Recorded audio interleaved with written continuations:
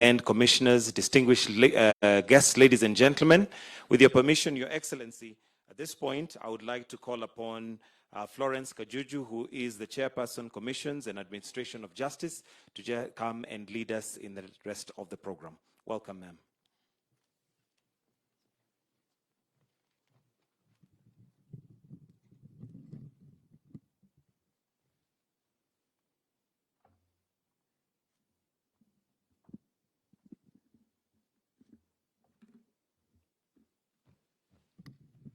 The President and Commander-in-Chief of the Kenya Defence Forces, His Excellency Dr. William Kipchirchir Samoei Ruto, the Deputy President, His Excellency Rigathi Gachagua, His Excellency the Prime Cabinet Secretary, Musalia Mudavadi, the Speakers of the Houses present today, our Attorney General present, the Chairpersons of respective commissions, and our commissioners present, and the chief executive officers present today, good afternoon.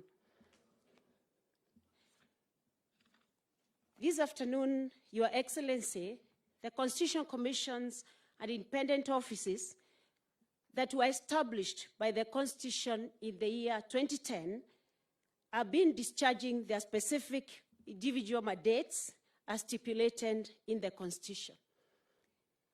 There are around 21 constitutional commissions and independent offices, and each of them is represented by its commissioners and chief executive officer and the chairpersons, Your Excellency. As we commonly call ourselves, Your Excellency, CCIOs, our common objective is to protect the sovereignty of the people of Kenya, secure observance of democratic values and principles, and all state organs, and promote constitutionalism. Your Excellency, in 2012, the chairpersons of constitutional commissions and holders of independent offices came together and formed the Chairs Forum that is collaborative and consultative, so that, Your Excellency, together we would sit down and be able to organize our thoughts and ensure that we execute our duties. Your Excellency, would like to appreciate you today, because among the first duties that you carried out in the office of the President of the Republic of Kenya was via Executive Order number 1 of 2022. In October, Your Excellency, you remembered that constitutional commissions and independent offices need space in your office, the presidency. And through that, Your Excellency, you are able to advise the commissions through the Deputy President of the Republic of Kenya to be able to work in your government, to be able to have a liaison that then would help us, Your Excellency, in budget, implementation of our recommendations, among other things, Your Excellency. We appreciate you for that. I believe, Your Excellency, for you to have done that, it is because, Your Excellency, in your time as the Deputy President, you are able to engage with the commissions. Your Excellency, just to jog your memory, we invited you to Kericho County in 2019. And you came, Your Excellency, and pledged to support the CCIOs in the execution of their duty. I believe we are privileged as commissions to have that space within the presidency, that then we are able to bring our issues and ensure, Your Excellency, we perform our duties as we should. Thank you, Your Excellency, for doing that for us. Your Excellency, as I finish, I would like to say this. Leadership is the capacity to translate vision to reality. And Your Excellency, you're one of the people in this country that has been able to translate your vision, because I've worked with you, Your Excellency, for quite some time, and I know that vision that you have for this country is going to be. So, Your Excellency, with those few remarks, allow me to request our chair of chairs. Within the Chairs Forum, Your Excellency, we have two people who are the officials. The chairperson of the constitutional commissions and independent offices, and we also have the vice chairperson, who is yours truly. With that, Your Excellency, allow me to request our chairperson of chairs to come and speak and take us through the program. Thank you, Your Excellency. Welcome, Mr. Otachi.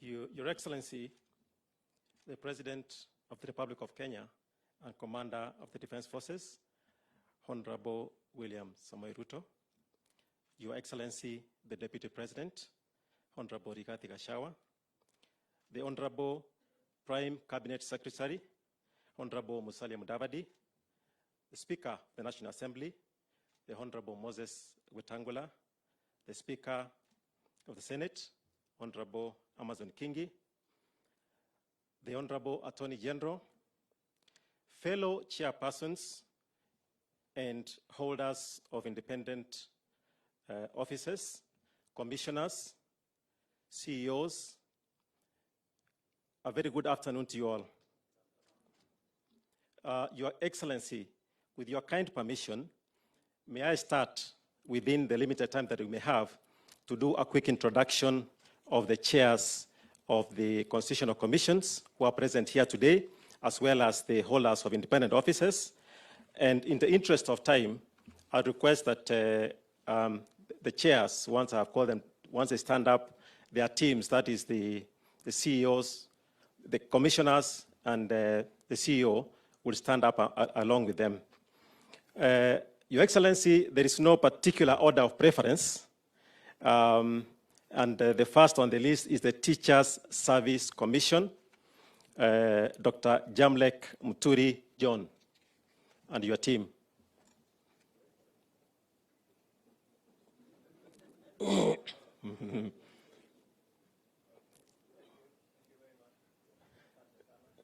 He's a little short in stature, but I think he's visible. Your Excellency, next is the Kenya Law Reform Commission, the chairperson, Ms. Christine Agimba. Thank you.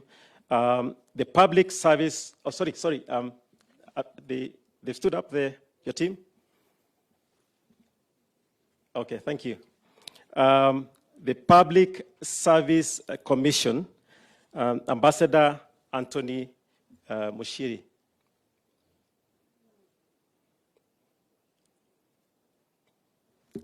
Thank you. I hope that is long enough to take photos. The chairperson of the Salaries and Remuneration Commission, Mrs. Lynn Mengich.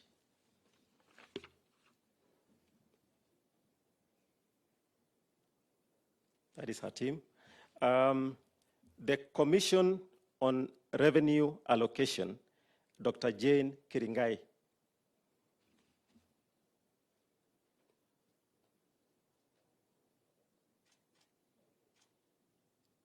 Thank you. The National Cohesion and Integration Commission, NCIC, Reverend Dr. Samuel Kobia.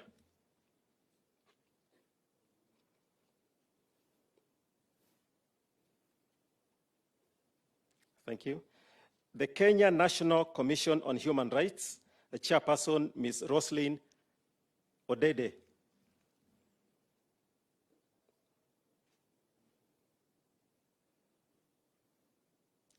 Thank you. The National Land Commission. Yours truly, Your Excellency, and there is my team. Thank you. Okay.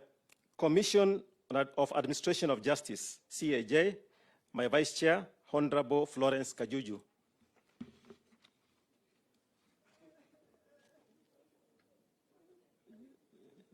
She has a very lean team. I don't know how she administers justice. Now, the Ethics and Anti-Corruption Commission, EACC, Archbishop Emeritus Eliud Wabukala.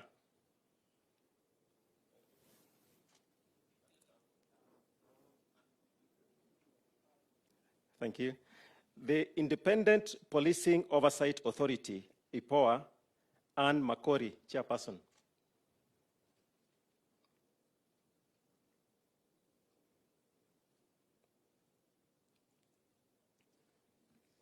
Thank you. Now, the National Gender Equality Commission, NGEC, Chairperson Dr. Joyce Mwikali Mutinda. Thank you. The Independent Electoral and Boundaries Commission, IBC, Chairperson Mr. Wafula Chebukati.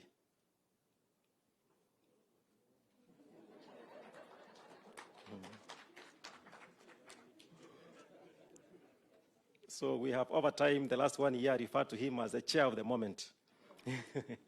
Now, the National Police Service Commission, Eliud N. Kinuthia, Chairperson.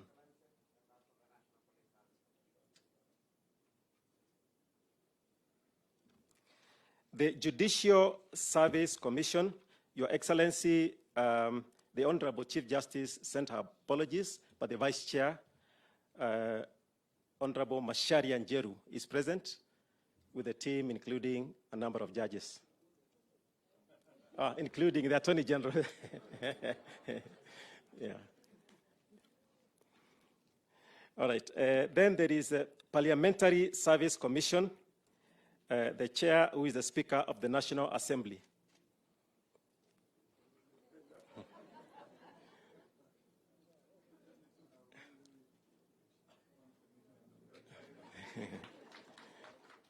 Your Excellency, the Speaker seems to have been abandoned by his team.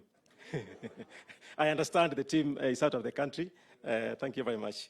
Now, the Office of the Auditor General, CPA Nancy Kadungu.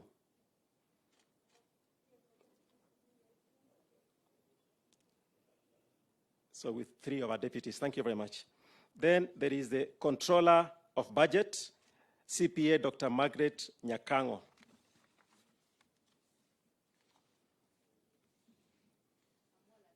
Oh, she's, I think she's the one who is totally alone. Okay, yeah. So I think she knows how to control her budget. Then we have the Office of the Director of Public Prosecutions. I don't know whether the DPP is here. Okay, it's not in. And finally, much as is a member of the National Police Service Commission, the Inspector General of Police, Japheth Kome Chebere, is also an independent constitutional office. Oh, and the deputies. Yeah. Thank you. So thank you very much, Your Excellency. That is a total of 15 commissions and 5 independent offices. Your Excellency, we are greatly honored and privileged to have this opportunity upon your invitation to engage with you as the President and Head of State and appointing authority, and to meet you for the first time as a group of chairs and commissioners and holders of independent offices. Your Excellency, whereas we may have done this before in individual and other capacities, may I, on behalf of all present today, once again convey our warm congratulations on your election and accession to office as President and Commander-in-Chief of the Defense Forces. We pledge and confirm our support to your administration. Your Excellency, we are deeply conscious of the fact that you have been consistent in your commitment to supporting CCIOs, as has briefly been outlined by Vice Chair, Ms. Kajuju. Your Excellency, 11 years ago, the inaugural chairs and holders of independent offices created a forum for interactions amongst the institutions, national government, and the public, as well as the counties. The forum held annual public engagements by way of county activities on a rotational basis. Significantly, as pointed out by Ms. Kajuju, you honored the forum by gracing the last such engagement at county level in Kericho County in 2019. This was the last such forum. In the following 2 years, Your Excellency, due to COVID, the public county events were not held. In April last year, the CCIOs marked the 10th anniversary by way of a series of activities, including media interaction and public lectures to engage, educate, and gather feedback from Kenyans. These activities culminated in an anniversary celebration through a launch of a compendium and a public exhibition on the 13th of April 2022 at the KICC. Your Excellency, as again stated by my Vice Chair, we appreciate that you have designated the office of the Deputy President as the focal point in our engagement and collaboration with your government. Indeed, we have had fruitful preliminary engagement with the Deputy President and his office and shared thoughts on how to maintain robust and regular interaction. In this regard, we are looking forward to facilitation of a retreat of all of us, as present here today, to brainstorm on matters of common interest and how to enhance the interaction both at individual commission and independent holder level and at the collective level. At such a retreat, we may benefit from the unpacking of government agenda as conceptualized in the Kenya Kwanza Manifesto and be able to appreciate the priorities and focus of various ministries and departments. We shall thus be able to align our mandates with your manifesto. This is in appreciation of the fact that the exercise of our independence is nurtured in an understanding of our interdependence, so that whereas we have distinct mandates, we are focused on a collective support of national agenda. Amongst the wide array of mandates, Your Excellency, we are conscious that some of us have advisory and consultancy roles in assisting government in delivery of its agenda. We assure you that we shall play our roles appropriately and thereby help in development, service delivery, and accountability. We will always be ready and fully engaged in working for the Kenyan citizens. Your Excellency, we also appreciate that the coordination of county government activities is domiciled at the office of the Deputy President, and this will facilitate the synergy in interaction between ourselves and the county governments as well. Your Excellency, Article 254, Sub-Article 1, requires that we present our reports annually to Your Excellency and the President and to Parliament. We have not had the opportunity to present our latest annual reports physically to Your Excellency, and we would request for a session when we can do so. I know the time may not be available today, but we earnestly seek a time when we can present our annual reports to Your Excellency. I would also wish to underline the importance of the implementation of recommendations that come out of those reports and other reports. And the implementation, in our view, is particularly important. And when it's not done, it's not clear why that has not been done. And it's important that we work around understanding the challenges around implementing recommendations, which will assist us appreciate the reasons, the extent and limits of delivery of our services and mandates, so that we can also look at what alternate measures exist for purposes of implementation. Indeed, feedback will enhance our service delivery. Your Excellency, in the exercise of our mandates, we do have a number of challenges, and there are those that cut across. In the exercise of our diverse mandates, one challenge that is universal and cuts across is one of inadequate financial resources, and related thereto, the budgeting process. Your Excellency, budgetary constraints are a common concern, and some of our institutions have actually had budgets that have shrunk over time despite the growth of the requirements and activities. We are earnestly seeking engagement on this matter. Secondly, and related to, Your Excellency, the feeling of the chairs and holders of offices is that in the budgeting process, the clustering of the commissions and independent offices in sectors does not present as an ideal forum for articulating our needs alongside the sector departments or ministries, which at times we exercise oversight mandates over. So there is that problem in budgeting, Your Excellency. We are of the view that it might be more ideal to have a constitutional commission and IO-specific committee at which to defend and have discussions around our budget issues. Your Excellency, we are confident that we shall have your support and necessary intervention as we look into this issue closely through the liaison of the Deputy President in resolving issues around our budgets, both in the short term and in the long term, and in the context of review of budgeting processes. And Your Excellency, alongside these broad budget issues are matters of human resource and related logistical support. One other challenge the CCIOs have had to deal with over time relates to legislation that circumscribes the limits of our mandates. And to that end, there are certain legal instruments that have to be looked into to avoid overlap of mandates and to ensure that we are able to exercise our mandate consistent with the Constitution.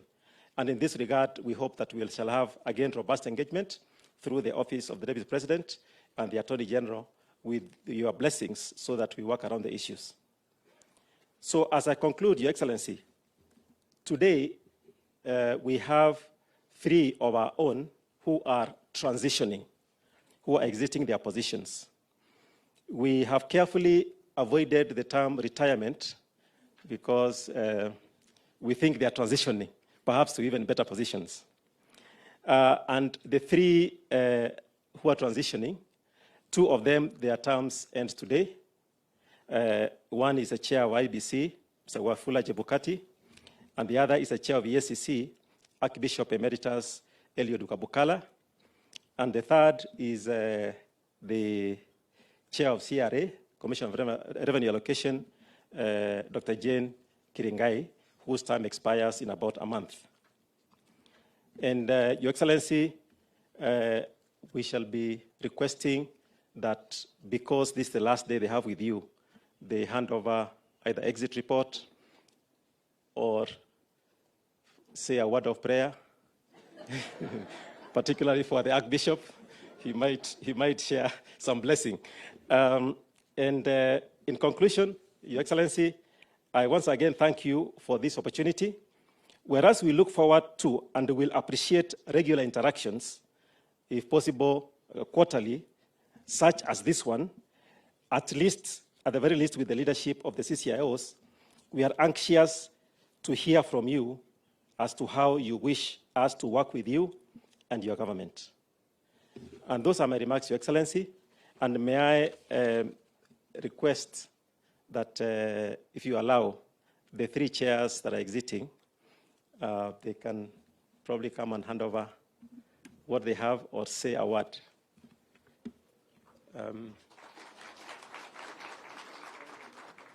Pardon? Yes, that's what I want to do. Wafula Chebukati.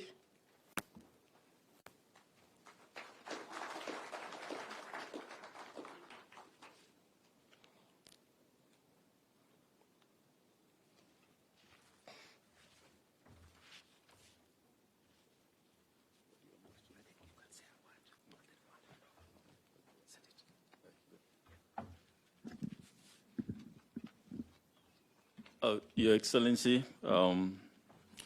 Dr. William Samuel Ruto, Your Excellency, the Deputy President, and Your Excellencies, the Prime Cabinet Secretary, Speakers of National Assembly and Senate, and all protocol observed. Your Excellency, what we have here is our exit report, together with our post-election evaluation report, which we launched yesterday. marking the end of the last phase of the election cycle and the beginning of a new phase of the election cycle that now runs up to 2027. So, Your Excellency, I wish to hand you over the exit report, our post-election evaluation report, as well as the other documents which have been used by the Commission to manage the corporate governance issues. I believe that this being the last day, maybe if you have permission, I just say one word only. Yes, that we ran a free, fair, credible, transparent election 2022. And as a commission, we have put in place structures which the incoming team should build on. And these structures are espoused in our policies, manuals, as well as the operational standard operating procedures of the commission. So we are living in a commission that has strong structures, a strong secretariat, and our CEO, who is present, Mr. Marjan. And we finished the term, three of us, Professor Gulia and Molu, they are in the room. And we feel we have done our best for the country. And we believe that the incoming team should pick up from where we have left it and take us to the next level. So thank you, Your Excellency. I request that I hand you over these as reports. Asante sana.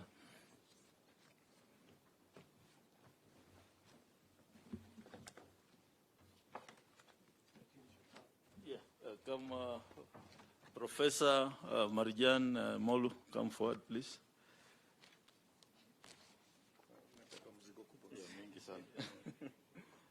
This is the exit report, which is all of us.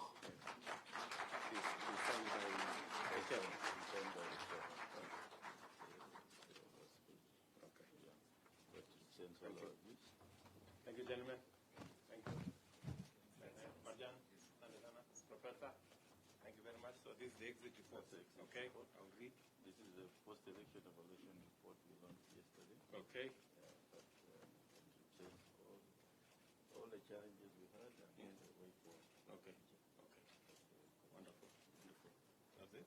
Yeah. And then the others are manuals, procedures, governance issues.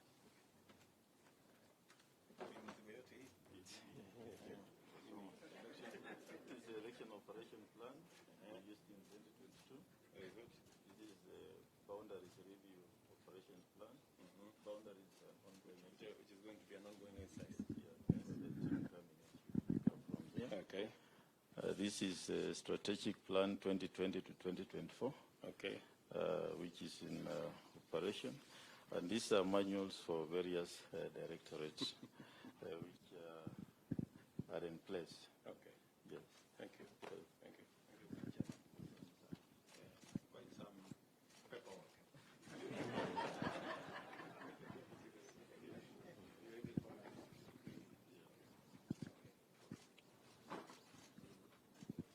Your Excellency, since you're on the podium, may I request that the other chairs maybe could hand over this? Yes. Chair Jane Kiringai? Yes, no, for them, so that Chair Jane Kiringai can come and hand over.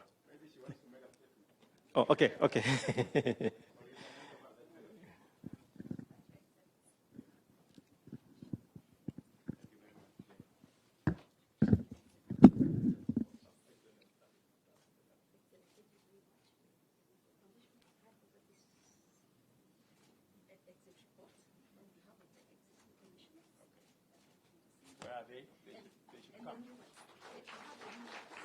The new team, the commissioners, CRA, please come. The CEO.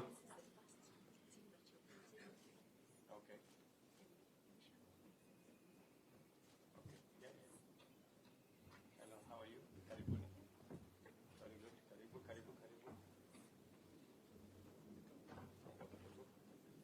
Oh, it's a big team, eh? Yes. Okay, karibu.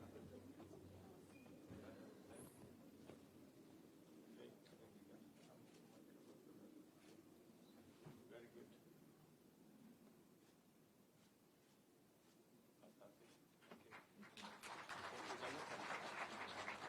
Your Excellency, the third chair.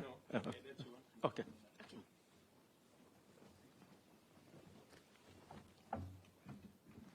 Okay. Thank you very much, Your Excellency, the President and the Commander-in-Chief of the Defense Forces, Dr. William Samoei Ruto, Your Excellency, the Deputy President, Honorable Rigathi Gachagua, the Prime Cabinet Secretary, Honorable Musalia Mudavadi, the Speakers of both Houses, Honorable Moses Wetangula and Honorable Kigi, the Attorney General, all the members of Parliament present, the CEOs of commissions and our chairpersons, and all commissioners present. Good afternoon. Yes. Your Excellency, I think after the 1963 independence, the next big things that Kenyans give themselves is the 2010 Constitution. And all of us that are seated here have that honorable duty of serving this country at that high level, thanks to that Constitution. And we don't take it for granted. We want to say a big thank you for the honor that has been bestowed upon us. So on my own behalf and on behalf of the commission that exited the commission on 31st of December, I wish to say a big thank you for the honor and the privilege. And on behalf of the new commission that you appointed, Your Excellency, we also want to say a big thank you. I have the honor of midwifing their settlement before I exit. At the time, at an appropriate time, and when the next chair is in office, they will seek audience with you to just sort of give you a big flavor of exactly what their plan is. Allow me, with your permission, Your Excellency, to just highlight 3 achievements of the last commission. And the first one, which is our principal mandate, is sharing revenue between the 2 levels of government. Your Excellency, you always reminded us, Chair, you're not a chairperson of the county governments. You are a chairperson of both levels of government. But Your Excellency, when you share the IBEC, we have seen the equitable share to county governments increase from 190 billion in 2013 to 407 billion that we recommended this year. And collectively, that translates to 3 trillion shillings since we started devolution. Your Excellency, that's a lot of money that can catalyze a lot of development if it is utilized very well. And so there is great evidence of what that money has done at the subnational level. And that story can be told, it can be told in one story. It's actually 47 different stories. And I'm sure you've experienced that on the ground. And I want to say, Your Excellency, this was achieved through your leadership as the chairperson of IBEC. And we don't take that for granted. We enjoyed your leadership and support. The second thing that we did as a second commission is we identified 1,400 sublocations in Kenya where people live under difficult conditions. We did so through the second policy that identified marginalized areas. Your Excellency, these 1,400 sublocations is the home of 5.6 million Kenyans who would really benefit from the Equalization Fund. Sadly, for the last 6 years, those funds have not been utilized, but they would make a big difference, particularly, Your Excellency. They would breathe life to the bottom up, reaching the bottom 5.6 million Kenyans, if the 42 billion shillings can actually be utilized to the Equalization Fund. So we are looking and hoping your administration, Your Excellency, would be able to unlock these funds to change the lives of these 5.6.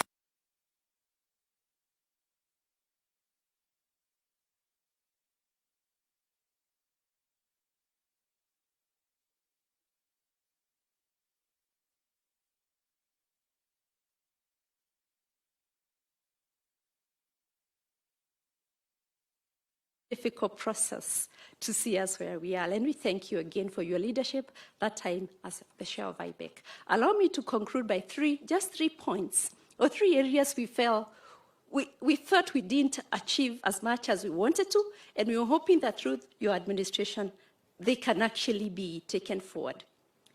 The first, Your Excellency, is funding of cities. Your Excellency, cities are the centers of growth. Well-functioning cities have the possibility to create the middle class. It is cities that create the middle class. They generate, in well-functioning cities, generate over 60% of GDP. So your sorry? Okay. Okay. No problem, Your Excellency. One of the areas where we felt we didn't exactly succeed is accessing more funding for our cities, because cities are the centers of growth, and well-functioning cities create the middle class. They also generate over 60% of GDP in countries where they function very well. So we believe if there's any way your administration can pay greater attention to our cities, mobilizing excellent funding, that will be the basis of economic transformation, which Your Excellency is part of your administration structure. That's one, functioning cities. The second one, Your Excellency, we felt that, and I want to quote you at the last IBEC, where you said that on-source revenue by county government is a sleeping giant. And we believe there's great potential there. You're right, Your Excellency. At the moment, counties collect only 35 billion on average on their own revenue. Our studies have shown that they can collect in excess of 200 billion shillings. What can be done? We believe if we can come up with a good competitive grant to help or create the incentive for counties to achieve their own revenue, it would unlock this great potential at the local level, and this really would see significant development in our countries. One of the things we have advocated for, again with limited success, is moving towards a unified system of revenue collection for county governments. That would be great. And one of the other things is automating the large records or activities at the county level. And the last one, Your Excellency, we've been to every county in public participation. And everywhere we went, all the Kenyans said, water, water, water. Priority number 1, priority number 2, and priority number 3. It was our hope that your administration would come up with a Marshall Plan to address the water problem. That's the future. And the recent drought has demonstrated that indeed this is the case. And one thing, finally, Your Excellency, I remember we had a conversation where you told me, Chair, if there's one thing I pray for you, is that you have the wisdom to know when to exit. I believe it's not yet time. If it's okay for you, Mtupange. Thank you so much, Your Excellency.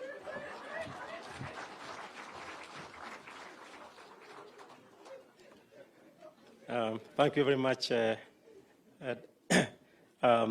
Jane Kiringai.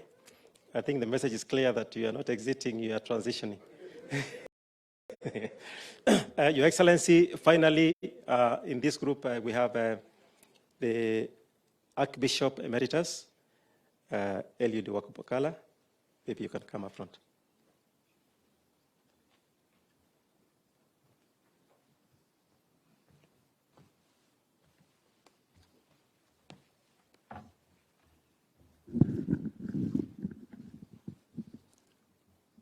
Your Excellency, our President, Your Excellency, William Samuel Ruto, Your Excellency, the Deputy President, Rigathi Gachagua, Honorable Members, the Prime Cabinet Secretary, Mr. Musalia Mudavadi, Honorable Attorney General, our two speakers, Honorable Moses Wetangula and Amos Kingi, all members of Parliament present, our chairpersons of various commissions that are here and independent offices, CEOs present. Again, good morning. Good afternoon. Your Excellency, first, I'm very glad to be here. I may not come with a whole document like my friend Chepkati has done, because in my exit, I have handled the commission. May I invite my commissioners and CEO to come so that I hand you over to His Excellency the President as my exit report. Please come forward so that this is, I remember one time when I became a bishop, I asked, like Bishop told me, the best person to hand over are the people. So we are not quite many. Your Excellency, my term ends today, and at the commission, I was specifically placed there to bring stability. There was a lot of turnover at that commission, and in one effort to do that, we helped to stagger the entry of these commissioners in stages. We talked to the commissioners who were exiting, 4 of them at the same time. 2 accepted to exit earlier. They sacrificed 2 months. And then we got new commissioners, Colonel Mushimba and Dr. Muru, who has now become my vice chair. Then when the other commissioners exited in December, again they were recruited for us 2 commissioners, Mr. Agola is here, Ogalo, and Commissioner Dr. Cecilia. And then, of course, within that transition, I had to bring in again the new CEO after the exit of Mr. Alekewako, and that is Mr. Twalib Mbarak. Now, I have sat with them, and in the resolution which I had was to make an interim chair who has taken over. Therefore, our annual report, which normally comes to the presidency in the usual way, is with them, and it will come in the normal ways of reporting to the president every year, and every 3 months we report to Parliament with that report. I want to assure Your Excellency that EACC is stable with a strategic focus on asset recovery, law enforcement, education, and awareness for people to understand that with the corruption, all the things that we have talked about in the finances and whatever we want to collect will not help us.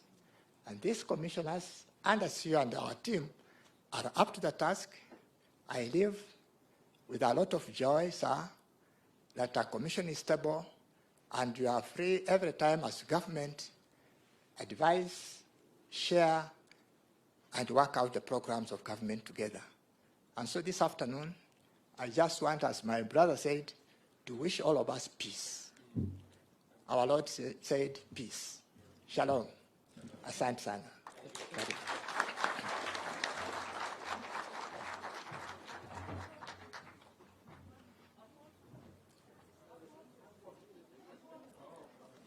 Check. Hand them over.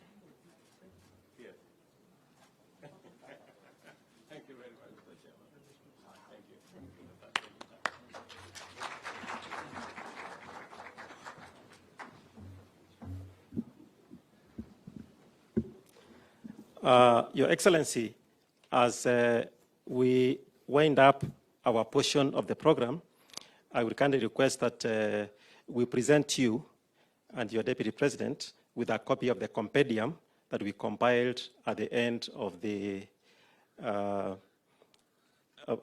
the 10th anniversary last year.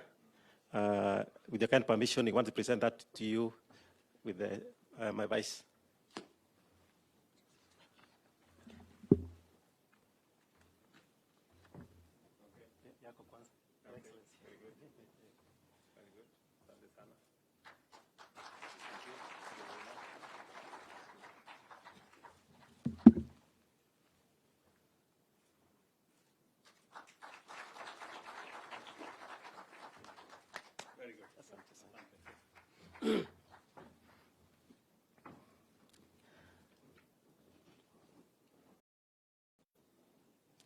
So, Your Excellency, with that, we come to the end of our part of this program.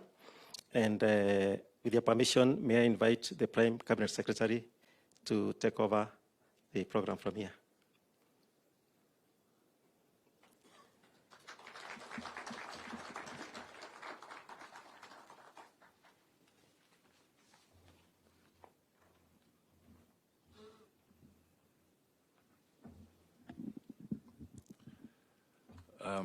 Your Excellency, the President of the Republic of Kenya, Dr. William Samoei Ruto, Your Excellency, the Deputy President, Chair and eminent persons of all the commissions present, our two speakers, Speaker Wetangula and Speaker Amason Kingi, the Attorney General. I must admit that I didn't know that constitutional commissions can ambush you. So when Otachi invited me here, for a moment I was hesitant. But let me just take this opportunity at a personal level to congratulate these good men and women for the very important job that they're doing for this country. It is not an easy assignment. You make friends,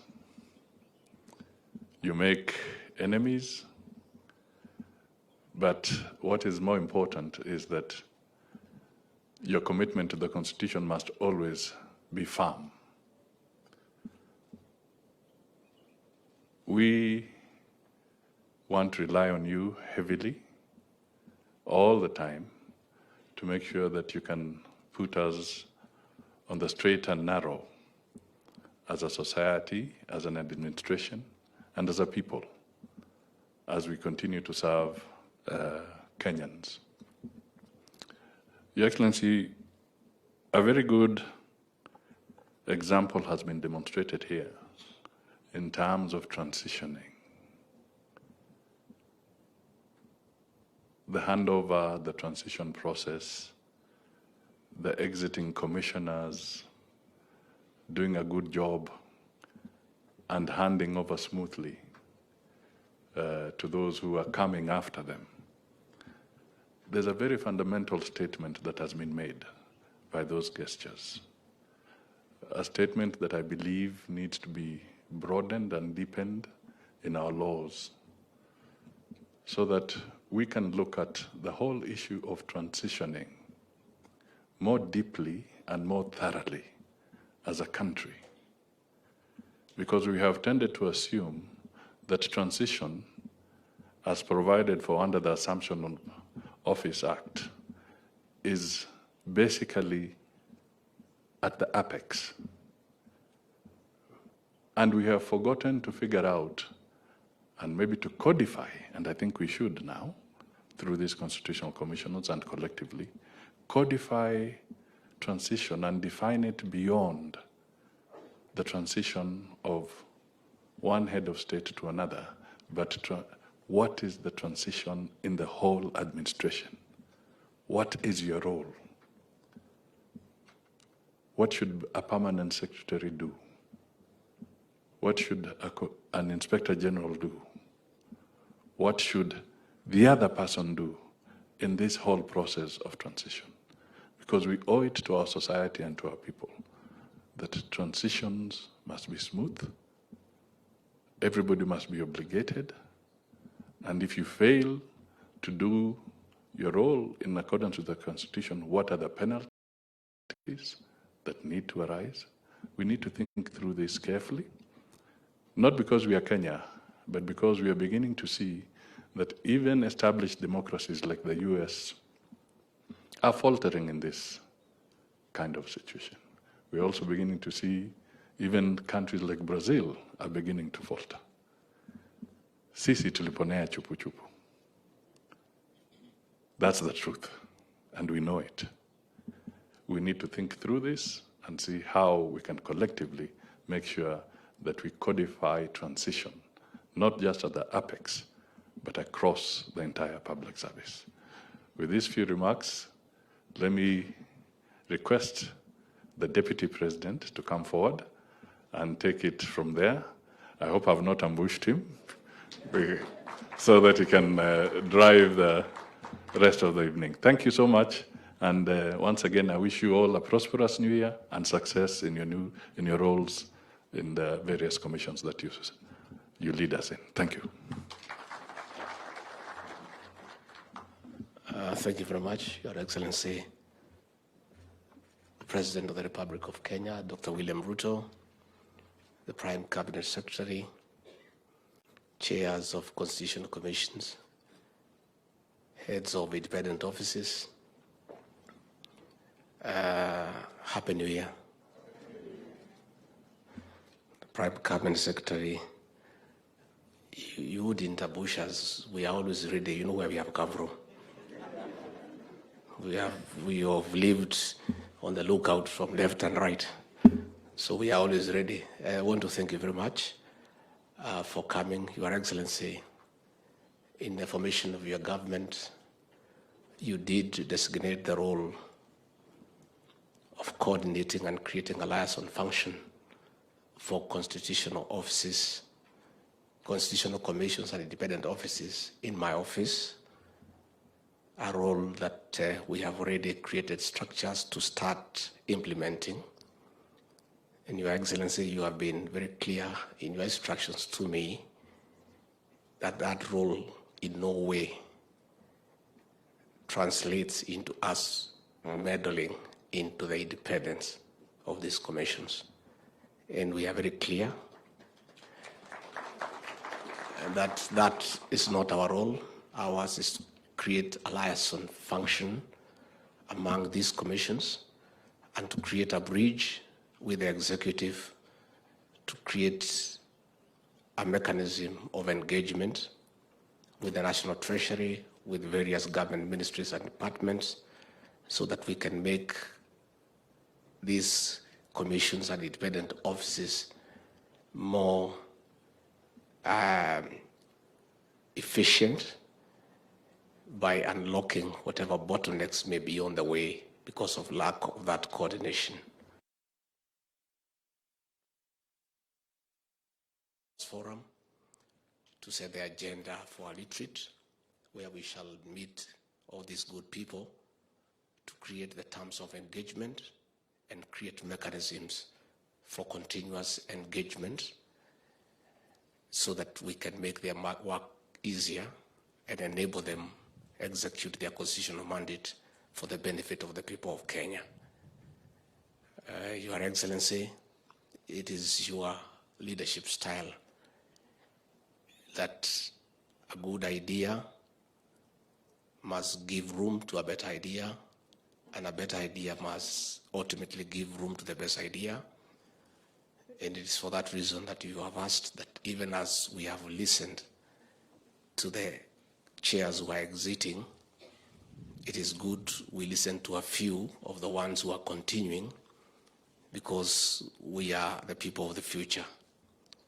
It is in that spirit that I request the Vice Chair, Commissioner Kajuju, to come and moderate this session, where you get about 6 or 7 persons or so to have 2 to 3 minutes, so that you can, one, say what you need to say to the President and to the rest of us, and also appreciate the chairs who are exiting after an exemplary service to the respective commissions and to the people of Kenya.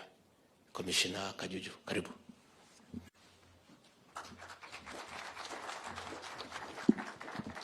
Thank you, Your Excellency, the Deputy President. I believe now you can see the mandate that you have in your office of liaison.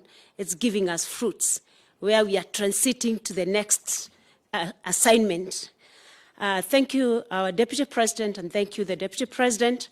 As advised by our liaison, I've been asked to especially request the chairpersons and the independent offices that deal with budgets, because Chair Jane spoke about water, water, water, which is the President's vision. There cannot be water without money. So I'm requesting a few of us to be able to just say a word. And of course, our Busham, I'm sorry, Auditor General, you've always been ready to say something about money, the figures. So kindly, Auditor General, Nancy, please come up and say a word. And thereafter, I'll be requesting the control of budget to say a word, and the chairperson who manages what we get at the end of the day, Chair Lynn Mengich. Thank you. Welcome.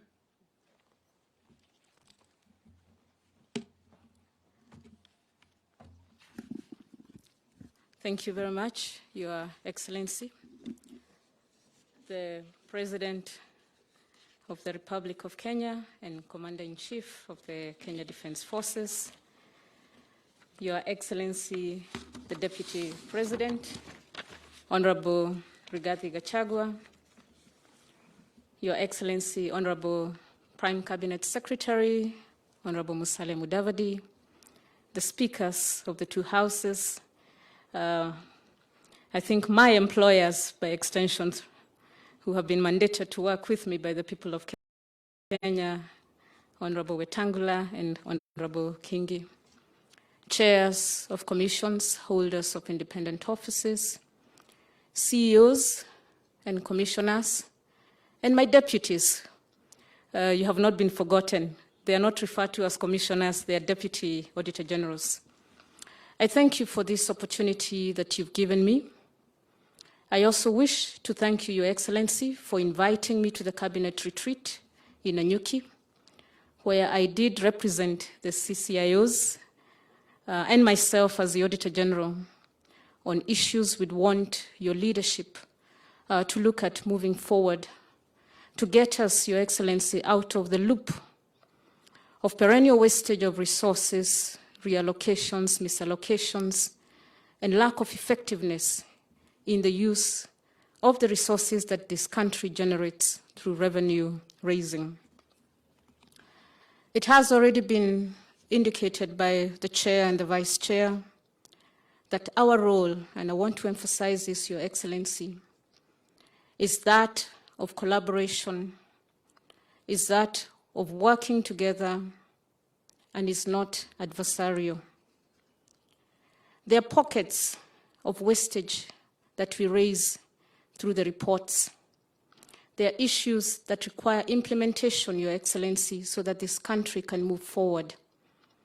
Indeed, we were discussing today with the Controller of Budget and the Honorable the Attorney General that if we concentrated, and this is to the speakers, if we concentrated first on the reports of the Controller of Budget, on how budget is implemented, then down the river or down the road, we would not be having all these headlines that seem to indicate that this country is not developing or that this country is not getting out of wastage, corruption, and other misallocations of resources. I wouldn't say much, Your Excellency, now, but the issues we need to look at is pending bills, and I did emphasize on this in Nanyuki, that when we are talking of building the bottom up in terms of businesses, then we are also sabotaging the very same businesses by not paying for the supplies they've given government or the work that they've done for the government. The issue of lack of accountability for the resources is very critical, that every one of the people you have delegated to assist you in delivering on the mandate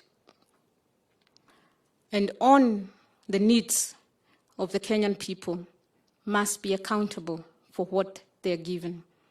And if they're accountable, Your Excellency, then you're able and your team is able to build trust in your government. When we issue the reports that we do as constitutional commissions and independent offices, and it's all, if I may say, doom and gloom, then you lose, as a government, trust of the people, which is very, very important, because there's nowhere else that the counties or the country or the Kenyans will go to except to this country. We are here to support you. I want to reiterate again, we are your advisors, even as your CSs and PSs employ other advisors. They must know that we are the front line and we can guide them we can discuss with them, we can consult with them to improve on accountability. Your Excellency, I would want just to speak about how we manage our financial year. That is a public financial management cycle. I have reiterated this before, that we must follow the Constitution and we must follow the law. The Constitution speaks to 12 months in a year, which is a financial year. But Your Excellency, we have created a 13th month, and in that 13th month, there's a lot of wastage of resources, as your accounting officers whom you've appointed struggle to absorb funds in May, June, and unfortunately in July, funds that they should not be receiving in July. And that creates the loopholes, Your Excellency, for wastage, reallocation, misallocation, illegalities, and irregularities. The CS National Treasury needs to address this, and Your Excellency, this can be done as a directive or as an amendment to the Public Finance Management Act, including instituting accrual accounting so that your PSs don't struggle, as other PSs have struggled before, to absorb funds at the last quarter of the financial year. There are many other issues that we'll discuss when we have a meeting with the PSs under the guidance of the Vice President and the Head of Public Service. I thank you for the opportunity.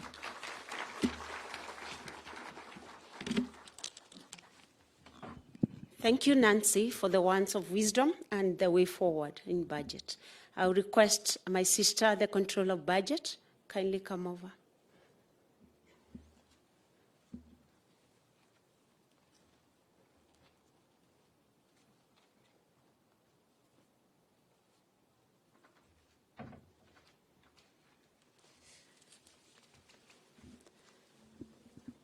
Your Excellency,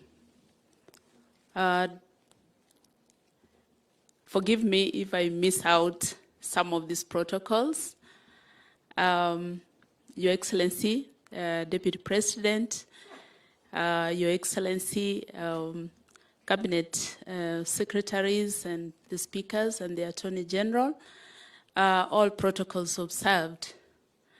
Talking of ambush, I would like to thank the Vice Chair of the CCIOs for successfully ambushing me. And what I would like to do here is just to share a story that I learned when I was a little girl. And this story was given to me by my mother.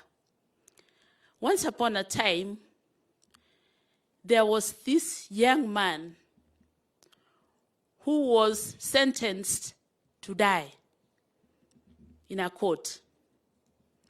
And before he was to hang, he just made one request.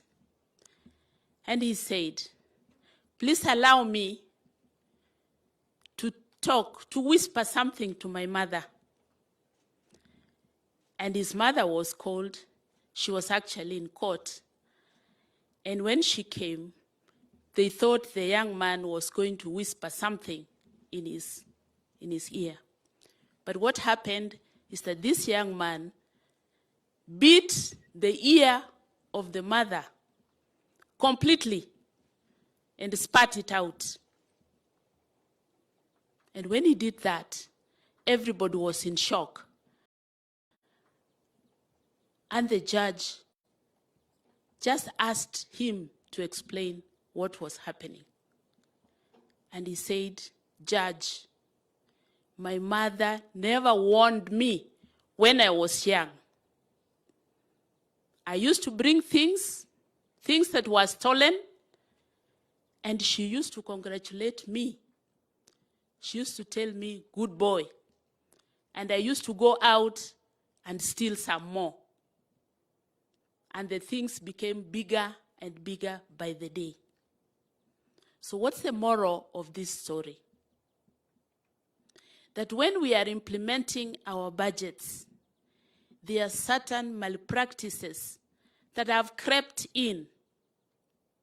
And indeed, that the spirit of the Constitution in creating the office of the Controller of Budget was for the government to hear about the malpractices early enough so that corrective action could be taken.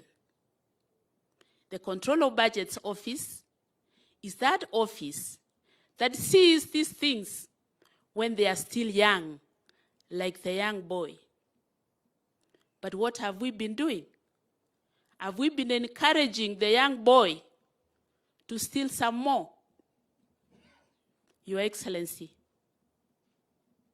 mine is to seek support. As you saw today, when I introduced myself, I was all alone. And that's how I work. I have only one deputy and a very lean staff. When you hear the counties complaining that their requisitions have delayed, it is because we are very lean on the ground. Please support this office. Give us staff and give us resources. And just like the Auditor General said, we will see these things when they are young and we can nip them in the bud. We can stop the Auditor General writing pages and pages of audit queries, which, even if we wanted to address, they are really just too many. Every day you see them and you say, what shall we do to this country? And addressing the issue of budgets, let us budget carefully. Chairs of commissions, please advise those that you oversight to be serious about the budgeting. Let's not just make wish lists which we know cannot work. And at this time, when we are in a very tight spot financially, because of what we have done before, let us use every cent carefully, prudently, to achieve that that we have intended to achieve. With those few remarks, Your Excellency, I wish to just congratulate those who are leaving office and also encourage those who are still in office to emulate all those good things that those who are leaving have done, so that come the day when we are transitioning, everybody will clap that we have done a good job. Thank you very much and Happy New Year. Thank you, Controller of Budget. As I continue to request the chairs to speak, I know questions will be around gender balance. You'll find, Your Excellency, there are quite a number of strong women running these commissions, and we thank you for finding it fit, because you're a believer of the women's space. Thank you, Your Excellency. I'll now request our sister, Lynn, to kindly come over.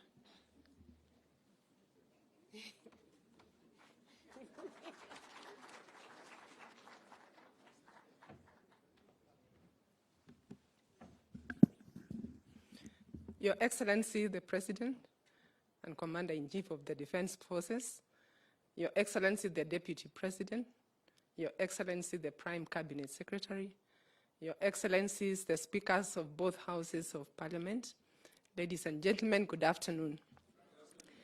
Because we have been ambushed, I'll make very quick remarks.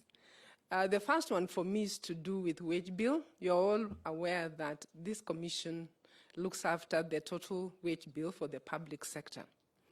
Today, as we speak, that wage bill consumes more than 50%. It's actually 51% of the total revenue. As a country, if we are spending 51% of our revenue on wage bill, it begs the question as to what remains for development and service delivery. Indeed, where we are at the moment is a space where we have overshot the targets that are known internationally. According to World Bank and a lot of other studies, a country such as Kenya should not be spending more than 35% of the wage bill of revenue on wage bill. And this is enshrined in the Public Finance Management Act, which stipulates that not more than 35% of revenue should be spent on the wage bill. Your Excellency, because of the situation where we are, it poses two challenges that I would like to talk about today and to make a request. The first one is to get out of this situation, the answer will come from increasing productivity. As a country, we are not doing very well. Internationally, we are not ranking well. In Africa, we are not ranking very well as well. So our productivity as a nation can be much, much better. Kenya, we know, has very good talent, it's got potential, and we can improve our productivity. Your Excellency, as a commission, we have reflected on this quite a lot, and we know that we can be better if we improve productivity. Our public sector can be more productive than where we are today. And Your Excellency, we would really like to request that productivity indeed be enshrined in what we do in the public sector and through the Office of the Deputy President for us to look at this agenda more closely. We do have the National Productivity Center in this country. It has been here with us for more than 20 years, but I can say that there is not much we have achieved through that center. But it has a lot of potential, and we can do much, much more. So let me make a request through the Office of the Deputy President that this productivity agenda be brought on the table, it be discussed as a commission and a number of the other commissions, especially in the PFM institutions. We are ready to work with government to address this issue, which will solve the issue of increasing the revenue in the country. The second challenge that we have, which affects service delivery, is a question of efficient and prudent utilization of resources. My previous speakers, the two chairs, have talked about wastage of resources. But if we look at the wage bill itself, it's not just about the absolute basic salary that is an issue, but we've got a lot of wastage when we talk about allowances, when we talk about benefits. There is a lot of wastage.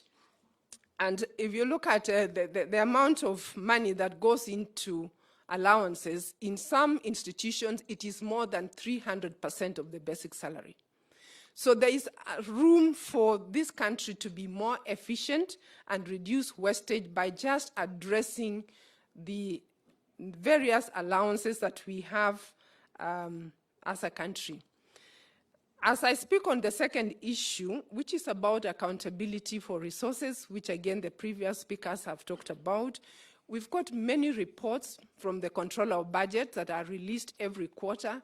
It points out where the leakage is, even in terms of remuneration and benefits. But implementation is always a challenge. And as we look at this, Your Excellency, when you look at what it does at the county level, it means that very little money goes into service delivery and development. The Controller of Budget's reports indicates that for a number of counties, up to 65% of their revenue is spent on the wage bill. And hence, it's not surprising that we still, as a country, especially if you look at the ASAL areas, we're still at the point of food relief. We should not be there as a country.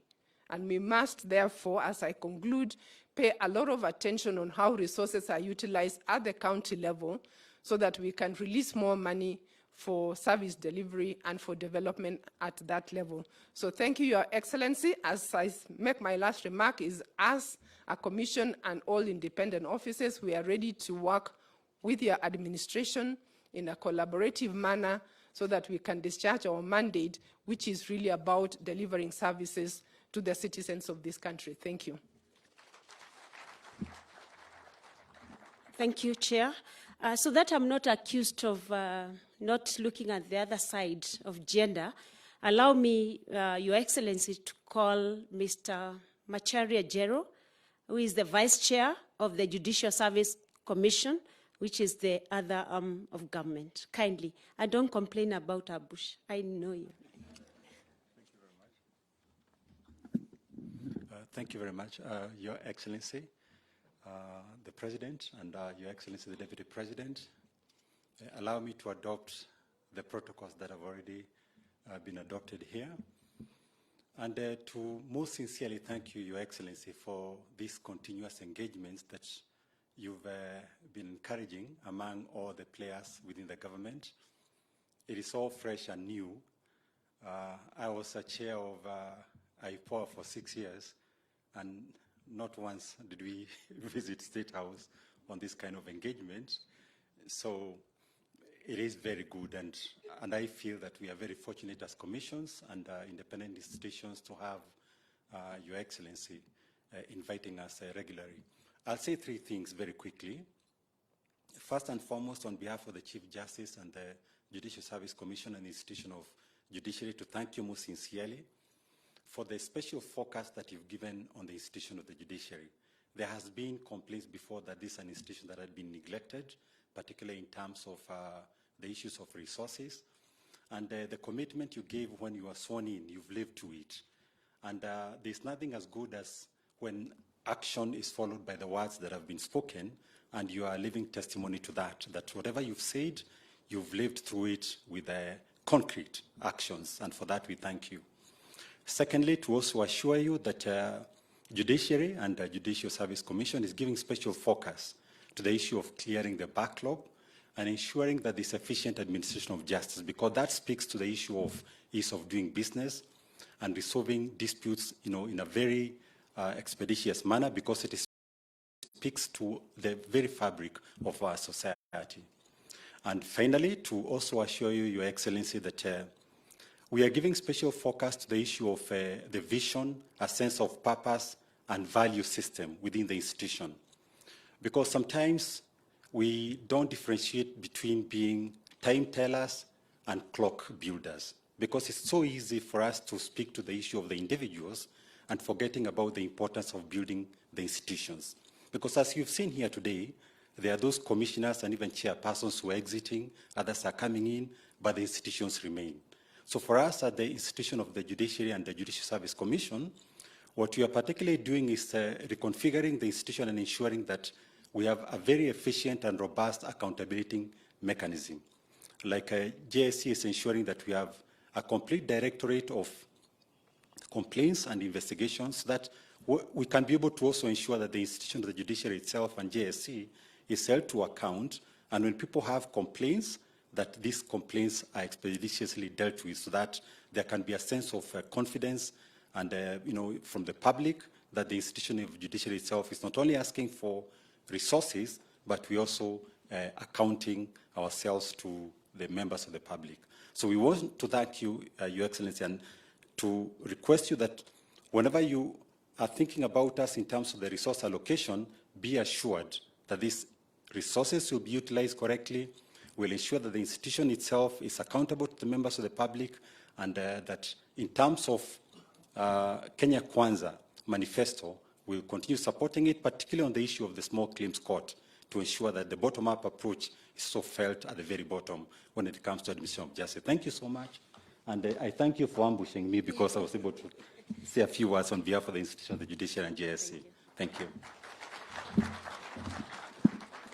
Your Excellency, the chairs have asked me to ask you that since you've set a tradition of receiving exit reports, so next bunch of chairs that will be exiting, you'll be kind enough, Your Excellency, to receive their exit reports.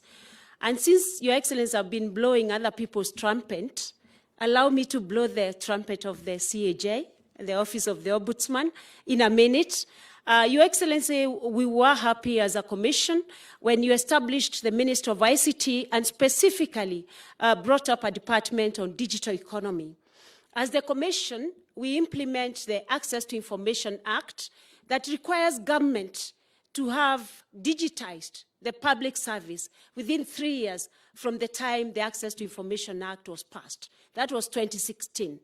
3 years down the line, nothing has happened in terms of digitization of the public service. But when you've come up, Your Excellency, you made a decision that we have a digital economy as an office that will take care of access to information and the computerization of government.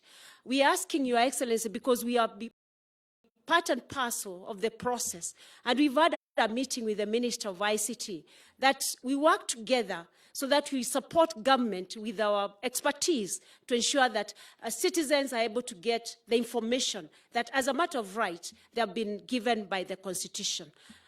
Again, Your Excellency, we as a commission have a way of recognizing public servants. And then know service delivery is key, is central to your delivery of the Kenya Kwanza plan. Your Excellency, we shall be hosting in the course of the year a Huduma Ombudsman Award. As we speak now, we are going around several entities trying to identify public servants who are efficient, effective, and excellent in delivery of their services.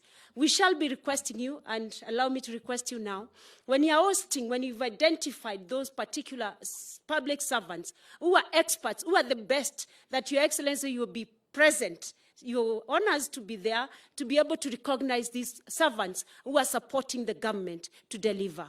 Lastly, Your Excellency, among the chairs present, we have international obligations.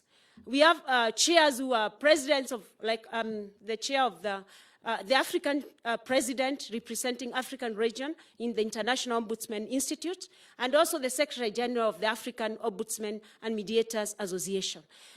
Your Excellency, even as we talk about budgets, there are international obligations that most of the chairs, and I remember that the exiting chair, Mr. Chebukati, was the president within the IEBC in the other African regions. So, Your Excellency, we have chairs who have respective roles within the international space. So even that, Your Excellency, is something that we'll be speaking to when we meet the Deputy President to discuss how we're going to work as we move forward. With that, Your Excellency, thank you, and thank you, Deputy President, for this opportunity you've given us to be able to speak to what we do and what we're going to do with you as we move forward. Thank you for the honor.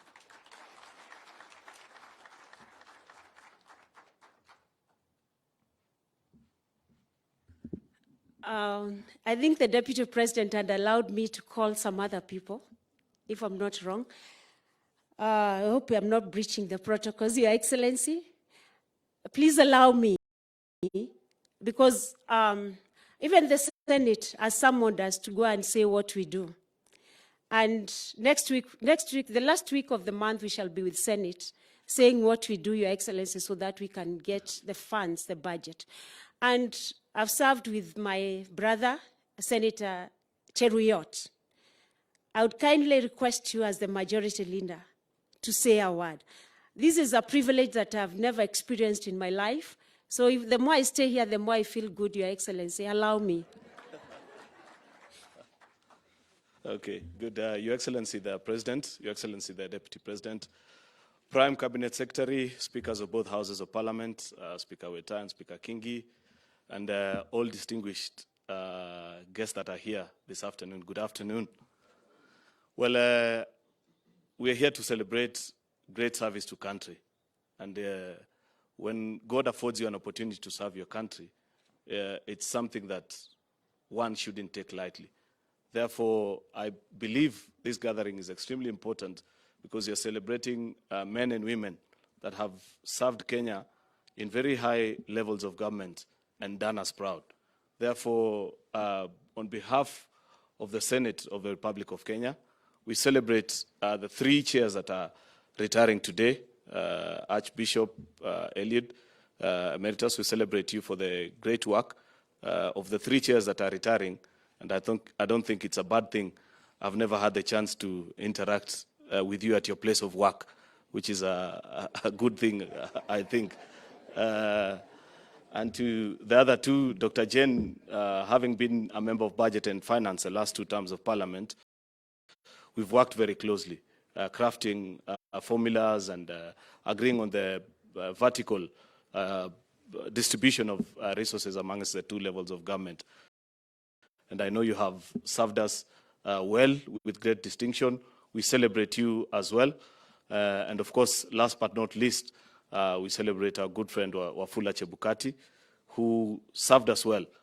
And not just well, you served under very difficult circumstances. Earlier today, Your Excellency, I said to the AG, because, I am not in unfamiliar territory. I have served in Constitutional Commission as well. The last 5 years, I was a commissioner at PSC, and my chairperson was the AG. And we looked back today and said, just reflecting on the story of the 3 IBC commissioners that are retiring, that we owe them an apology between the AG and myself. Because it's easy to pass on blame as we are here as Constitutional Commission and say, oh, we celebrate IBC for the work that they did, but this or the other commission didn't do their work so well.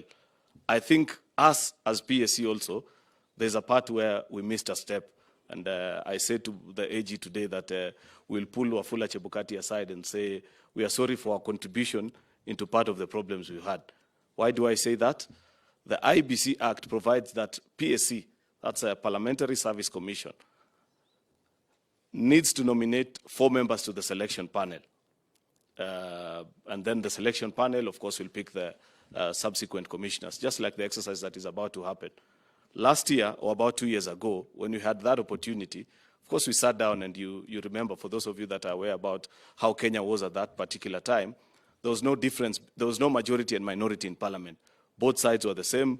Then there was another small, amorphous group, not small actually, large but unrecognized, that was largely operating around the then deputy president, now our president. So we sat down and said, how do we ensure that in nominating the selection panel to the IEBC, we have the face of Kenya and reflect both sides of the divide?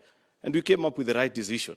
We said, if you take it to parliament before majority and minority leaders, then they are likely to return names from only one team.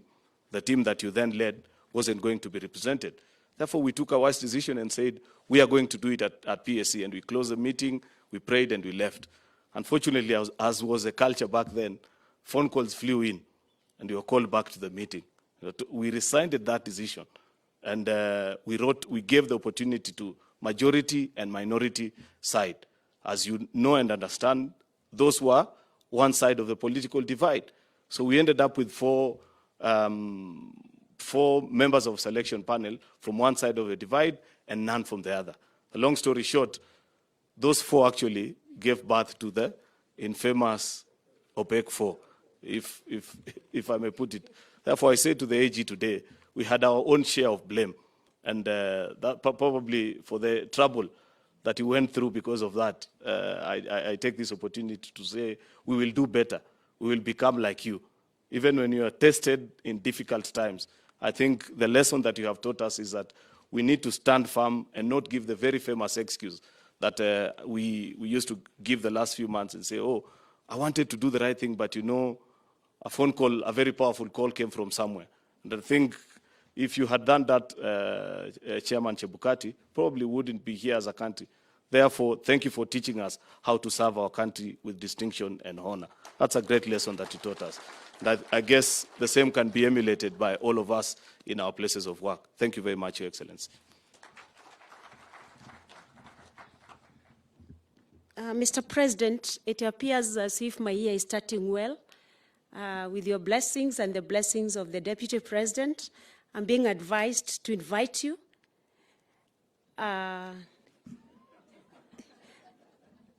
Mr. President, we thank you for the opportunity to meet the CCIOs and would like to hear your side of the story, as you've shown beyond reasonable doubt that you're willing to work with the commissions, ready, able, and willing.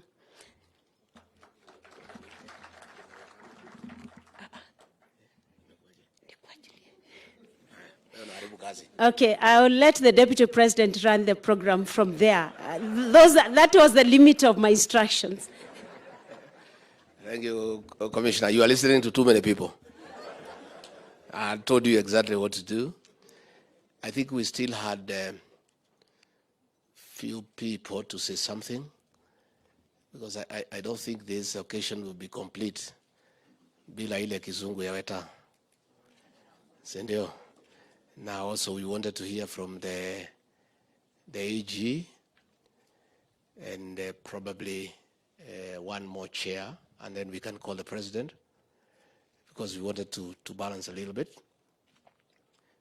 So, Attorney General, please come and say something.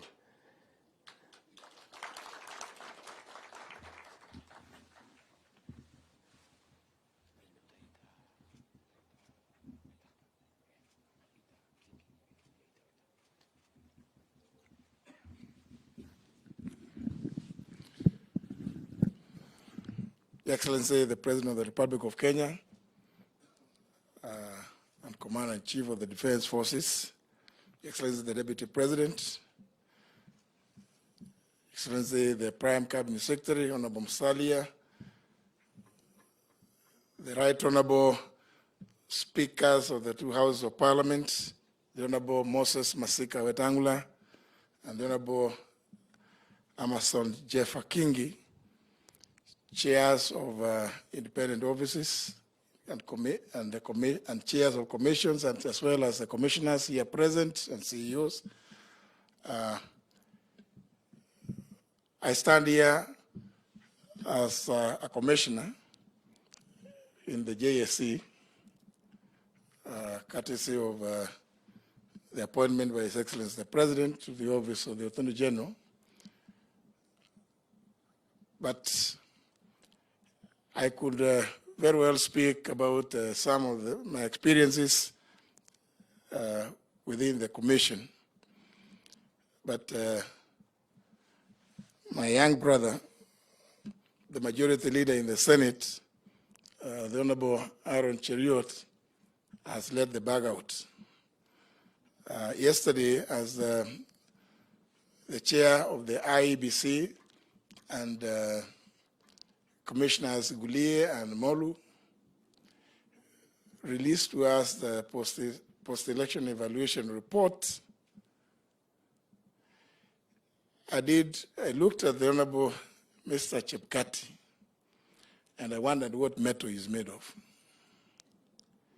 Because the Honorable Chepkati is indeed a Kenyan to emulate. And it is, I believe, not a coincidence that the chair of the CCIOs saying that he is the chair of the moment. Indeed, Mr. Chepkati, you made all of us very, very proud by standing firm. As a country, we are proud to have had you at the helm of the IEBC. And the position of the IEBC in our constitution is, as many of you perhaps may know, quite elevated. Sometimes you'd wonder when you look at the reports that come from Chair Lynn Mengich, when you see where the IEBC is placed. And I think it's for good measure. I think as Kenyans, we made the right decision, because without elevating that commission to where we did, and luckily, notwithstanding the mistakes that the Honorable Aaron Cheriot has mentioned, by grace of God, we had a firm person as a chairperson, and his two colleagues, Professor Gulie and Molu. We will not be where we are. Today, we walk around the world with our hands high up, very proud today because of where the conduct of the commission, and particularly Mr. Chepkati, put us. Just like it normally happens when we see people doing the marathon, Boston, Berlin, wherever. And, sometimes, like, as we are used to. If you are traveling in some other places, you'd say, yeah, I know that one very well. It's actually from my village. we know most likely could be from Kericho or from Elgeyo Marakwet, but we proudly say that one. I know this one very well. Ni mtoto ya mjomba yangu. So, Mr. Chebukati, never mind that you have now very many relatives, including me, because of what you did. Singular act of sheer commitment and firmness to the rule of law and constitutionalism. Thank you. May God bless you abundantly. May I take this opportunity to congratulate all the other chairs and independent office holders. Please, let us emulate the work of our brother. Mr. Chebukati, you are not retiring. I hope this country, this administration, led by His Excellency William Samoei Ruto, should find some other place for you to continue leading this country with that kind of resolve. With that, Your Excellency, allow me to invite my brother, the Speaker of the Senate, the Right Honorable Jeffrey Amason Kingi, to come and make his remarks. Karibu sana.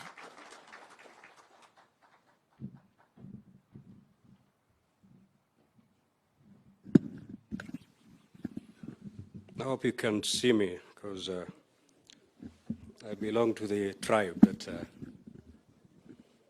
is challenged vertically. Your Excellency, the President, Your Excellency, the Deputy President, Prime Cabinet Secretary, my brother, Speaker Moses, Majority Leader, AG, chairs, CEOs, good afternoon.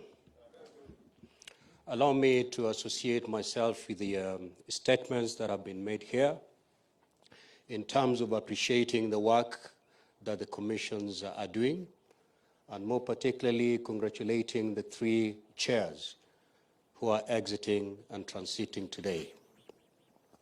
Indeed, sitting there and listening to the testimonies that have been made here, you've certainly done a good job in helping government run. To some mad guy out there, he may argue that why should independent commissions spend a day with the president in State House?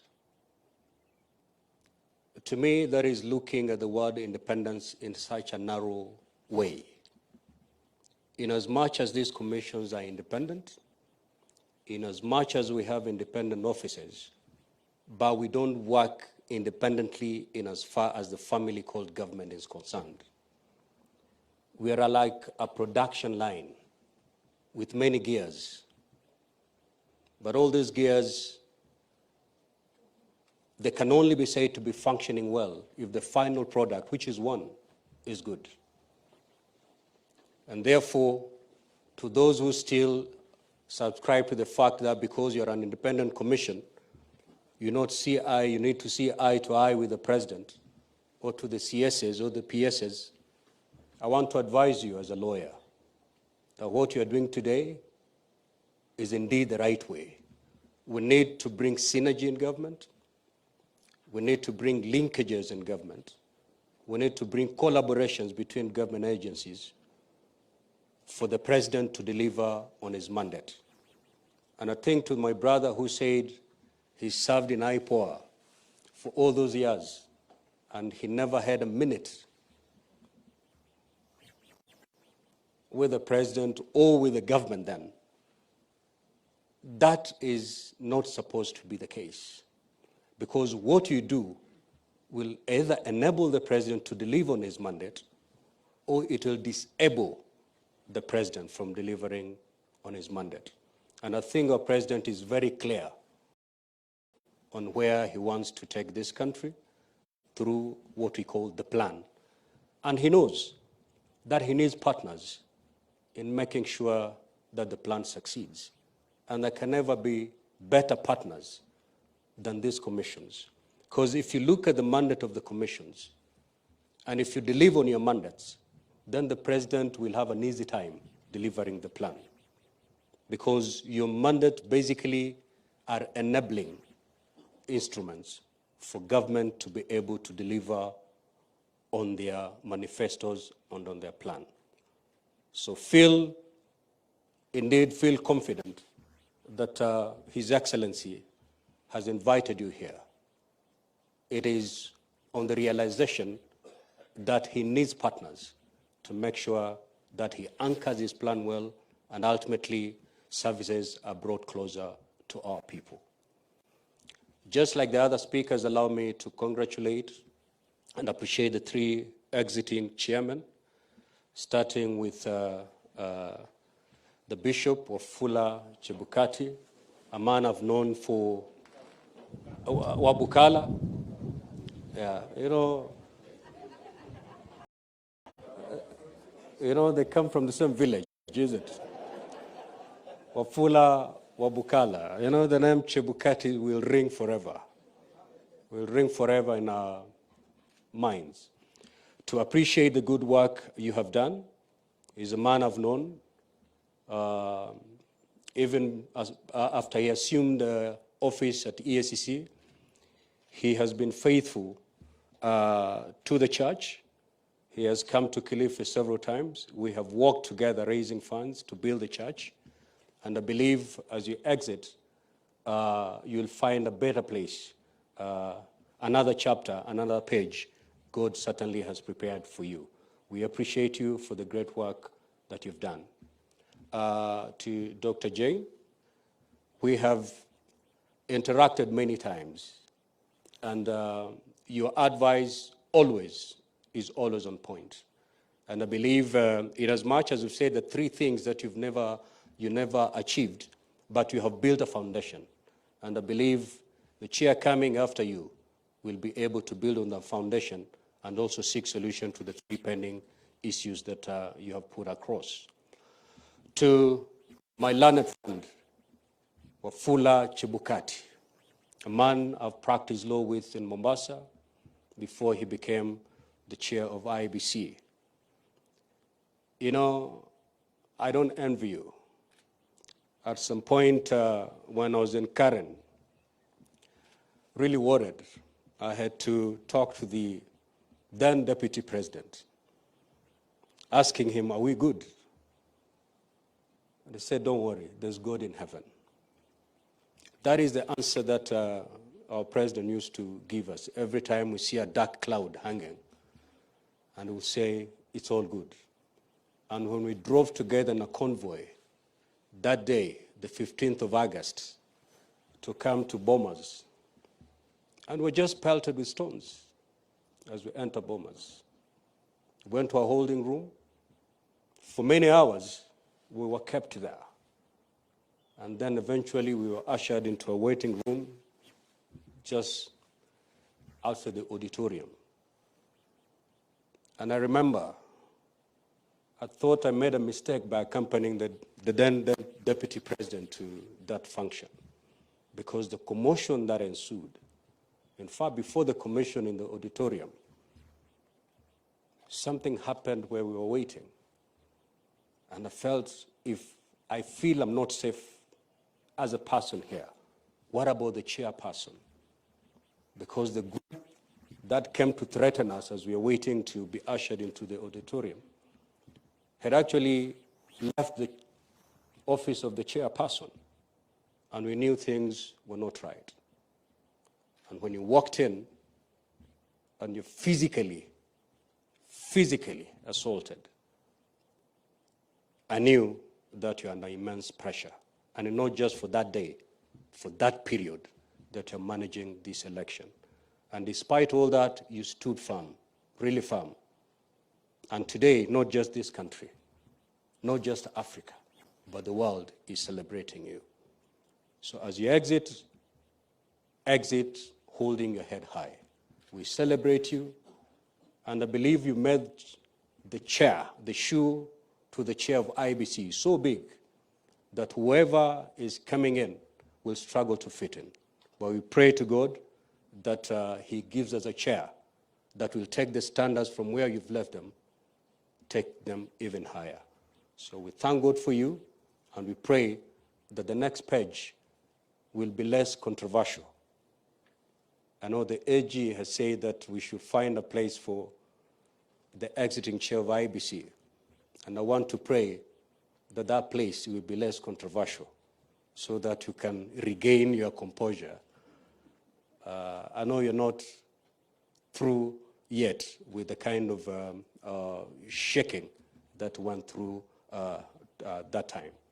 So ladies and gentlemen, allow me to appreciate every one of you, that whatever you do at the commission will either enable the president deliver, or in a way it may affect his delivery of services to the country. So I want to urge you that we put our best going forward. As a Senate, I decided as a speaker to start paying courtesy call on the different commissions, because I believe we can build a partnership. And one of the commissions that I did pay a courtesy call was the commission, the Auditor General, because one of the biggest mandates of the Senate is oversight. But you see, the Senate can only oversight if it has the knowledge. The only instrument they use to oversight counties is the auditor's report. They need to know the whole process of auditing. They need to understand the issues of audit for them to be better placed to offer the oversight and deliver on the oversight mandate. So we agreed with the Auditor General that in the few weeks coming, we're going to have an induction course seminar where we're going to bring a whole lot of you. Quite a number of commissions will be invited, so that you talk to our senators, arm them with that knowledge. Otherwise, for them to hold governors into account and they don't have that of knowledge, it's like having a policeman with you arm a policeman with a Vitz, and then the thugs, you give them a Peugeot. Certainly, they may not be able to catch up with the people they're supposed to catch up with. So we are doing this in collaboration, in partnerships, because ultimately we want to be called a government that delivers. I thank you.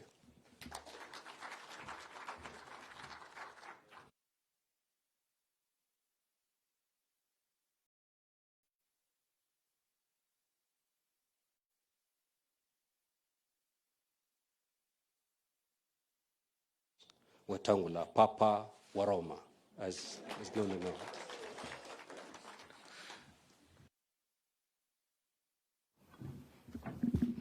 Thank you, Speaker Emerson. Your Excellency, our President, Your Excellency, Deputy President, Your Excellency, Prime Cabinet Secretary, Speaker Kingi, Attorney General, all chairmen and commissioners, and your CEOs, ladies and gentlemen. Your Excellency, today is a really important day. An important day because you've taken it to spare time and appreciate Kenyans who toil and moil in the back rooms to make the wheels turn for this country.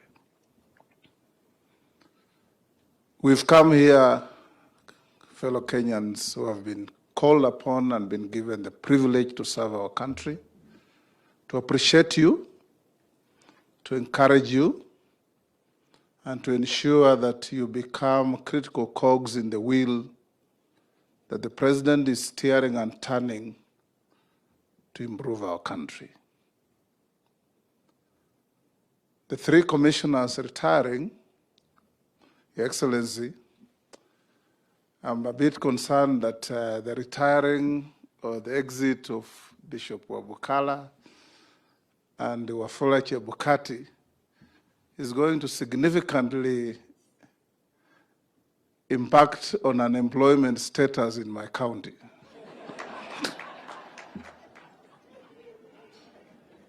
So when we talk of not retiring but moving on, I believe you'll cause them to do so. I've worked with Dr. Kiringai. Aaron Cheriot and I were in the Senate Finance and Budget Committee, and we did a wonderful job with you. I have no doubt that the energy, the knowledge, the wit, everything you displayed will still be helpful at a different level. Baba Skofu Abukala, my village mate, now you'll have a little more time to take care of our souls, and we'll be available for your prayers. You've done a wonderful job. Your Excellency, Speaker King and I have been in Australia the last 1 week for the Commonwealth Speakers Conference. And everybody who spoke, the Indians, the Polynesians, the Melanesians, the Africans, the Caribbeans, were walking to us and saluting King and I in the name of Wafula Chebukati. I told Kingi, every time they salute, just put on a broad smile and take the credit on behalf of Chebukati. Because each one of them was saying, we have read, we saw on CNN, we saw on BBC, we saw on Al Jazeera what happened in Kenya. We salute that man who was the chair of your IBC. So Wakili Chebukati, we stand here to salute you in a very special way, that you stood head and shoulders above the clouds and did a job that many people for a long time will emulate.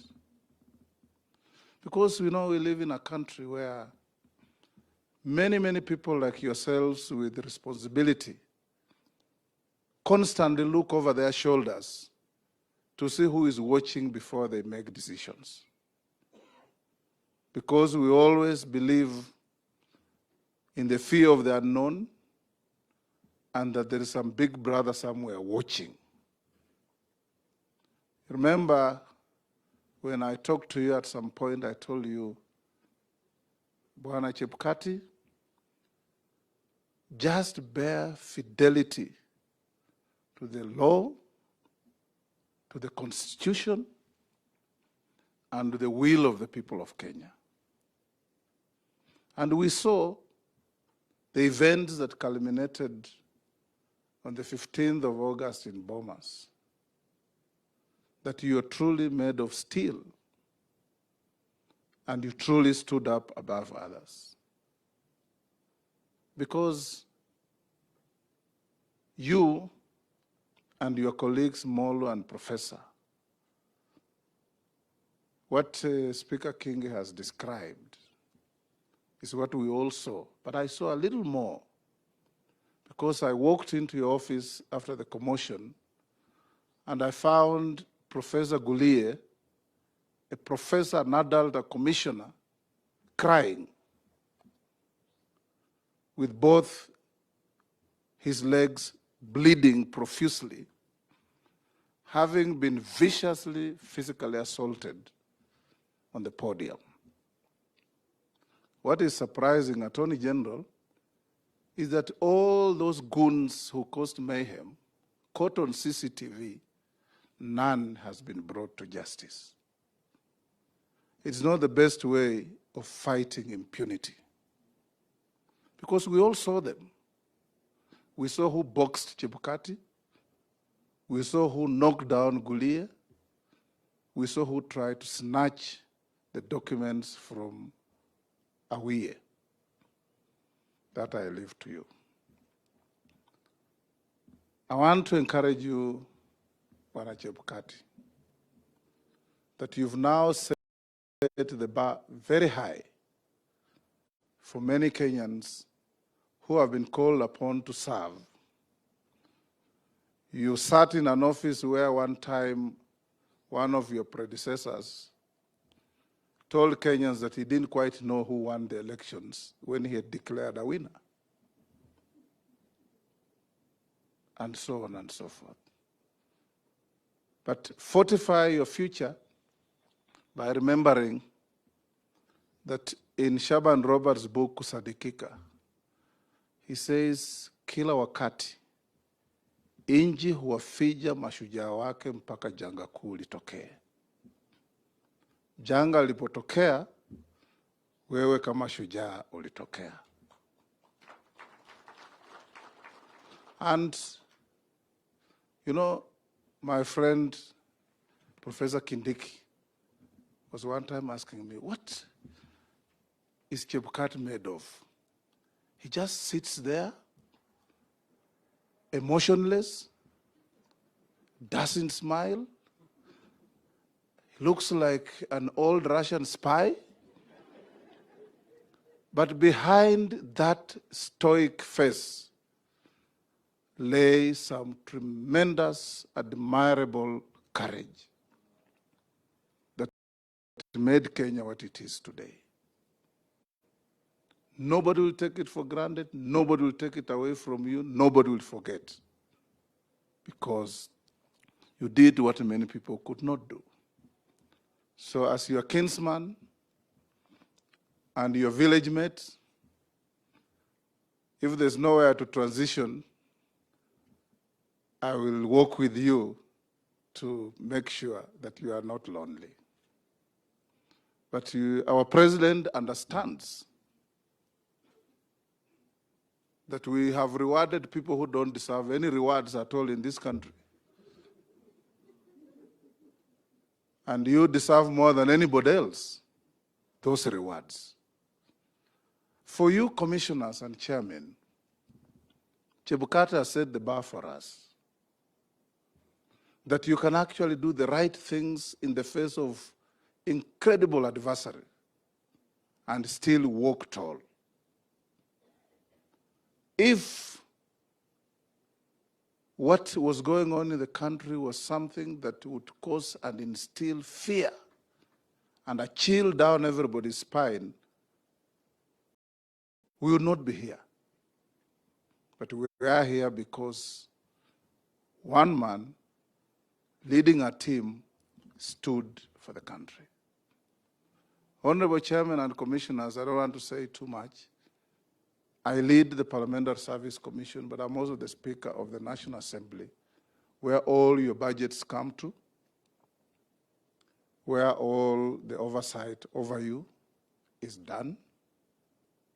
I want to encourage you that this country does not lack men and women who can work and work better.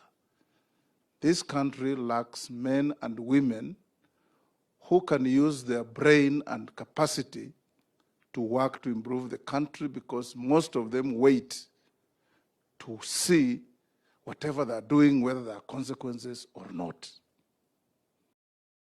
If you do that, then you are in the wrong place at the wrong time for the wrong country. Please style up all of us. Let's make it easy for our president to deal with much bigger issues, because down there, the wheel is turning. The two good ladies from the Control of Budget and the Auditor General, I agree with you, Auditor General. There's so much wastage in the country.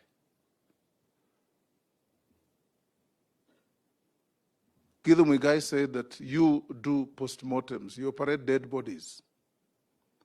So we need to find a way of tracking these bodies while they're still alive. And that starts with Margaret. Whatever you want us to do to help you control, you are called the controller of budget. The PFM Act, Your Excellency, says nobody, without exception, should procure any goods or services without an attendant budget. Why do we have pending bills if the law was followed? These are the big questions. When we do the retreat, we will join you. Lastly, Your Excellency, as you lead us to the future, as you lead this great country to where it must be, I want to urge all of us here, in the words of John F. Kennedy, don't ask yourself what Kenya should and must do for you. Ask yourself what you must and should do for Kenya, so that zote tuchangie, nchi yetu iende mbele. Tukifanya hivyo, Your Excellency, you will enjoy your leadership. Lakini tusipofanya hivyo itakuwa kama wakati wa Mzee Moi. Mimi ni driver, sijui mwizi huko kwa basi ni nani, sijui mchoyo ni nani, sijui nani ni nani. But we will support you fully.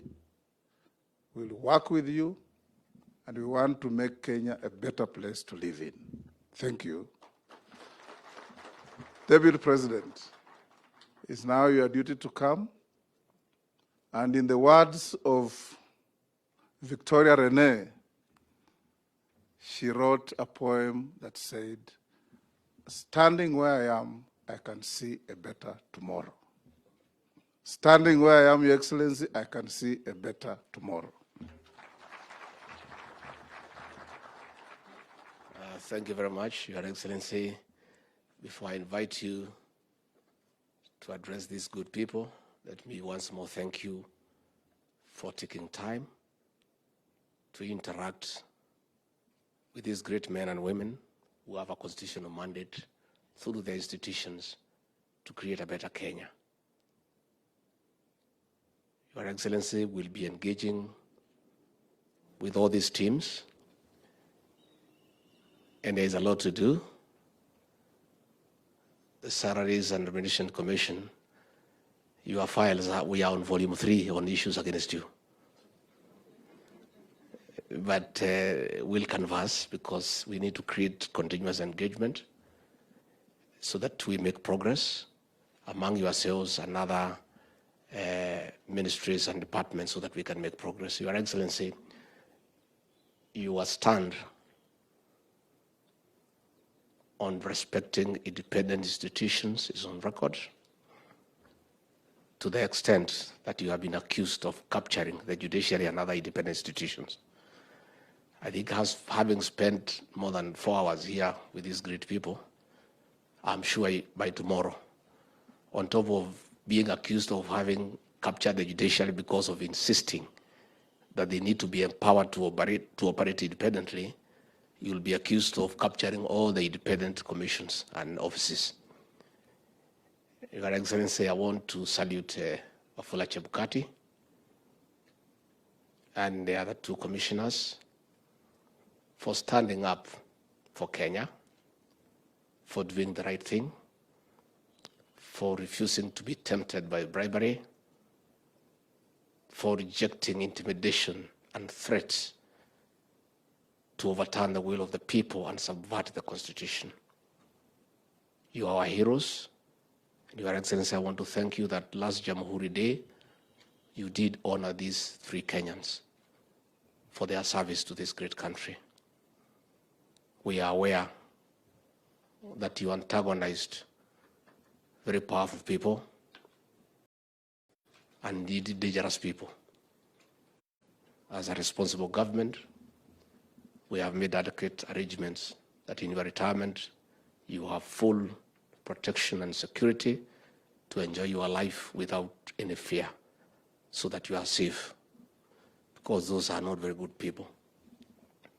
Your Excellency, we are going to engage with this team as per your instructions, and your commitment to strengthen independent institutions will be achieved, because you are clear that that's the way to build a country, by having strong, independent institutions, not just for today, but for posterity. I now request you, all of you, to be upstanding as we welcome the President of the Republic of Kenya. Mr. President.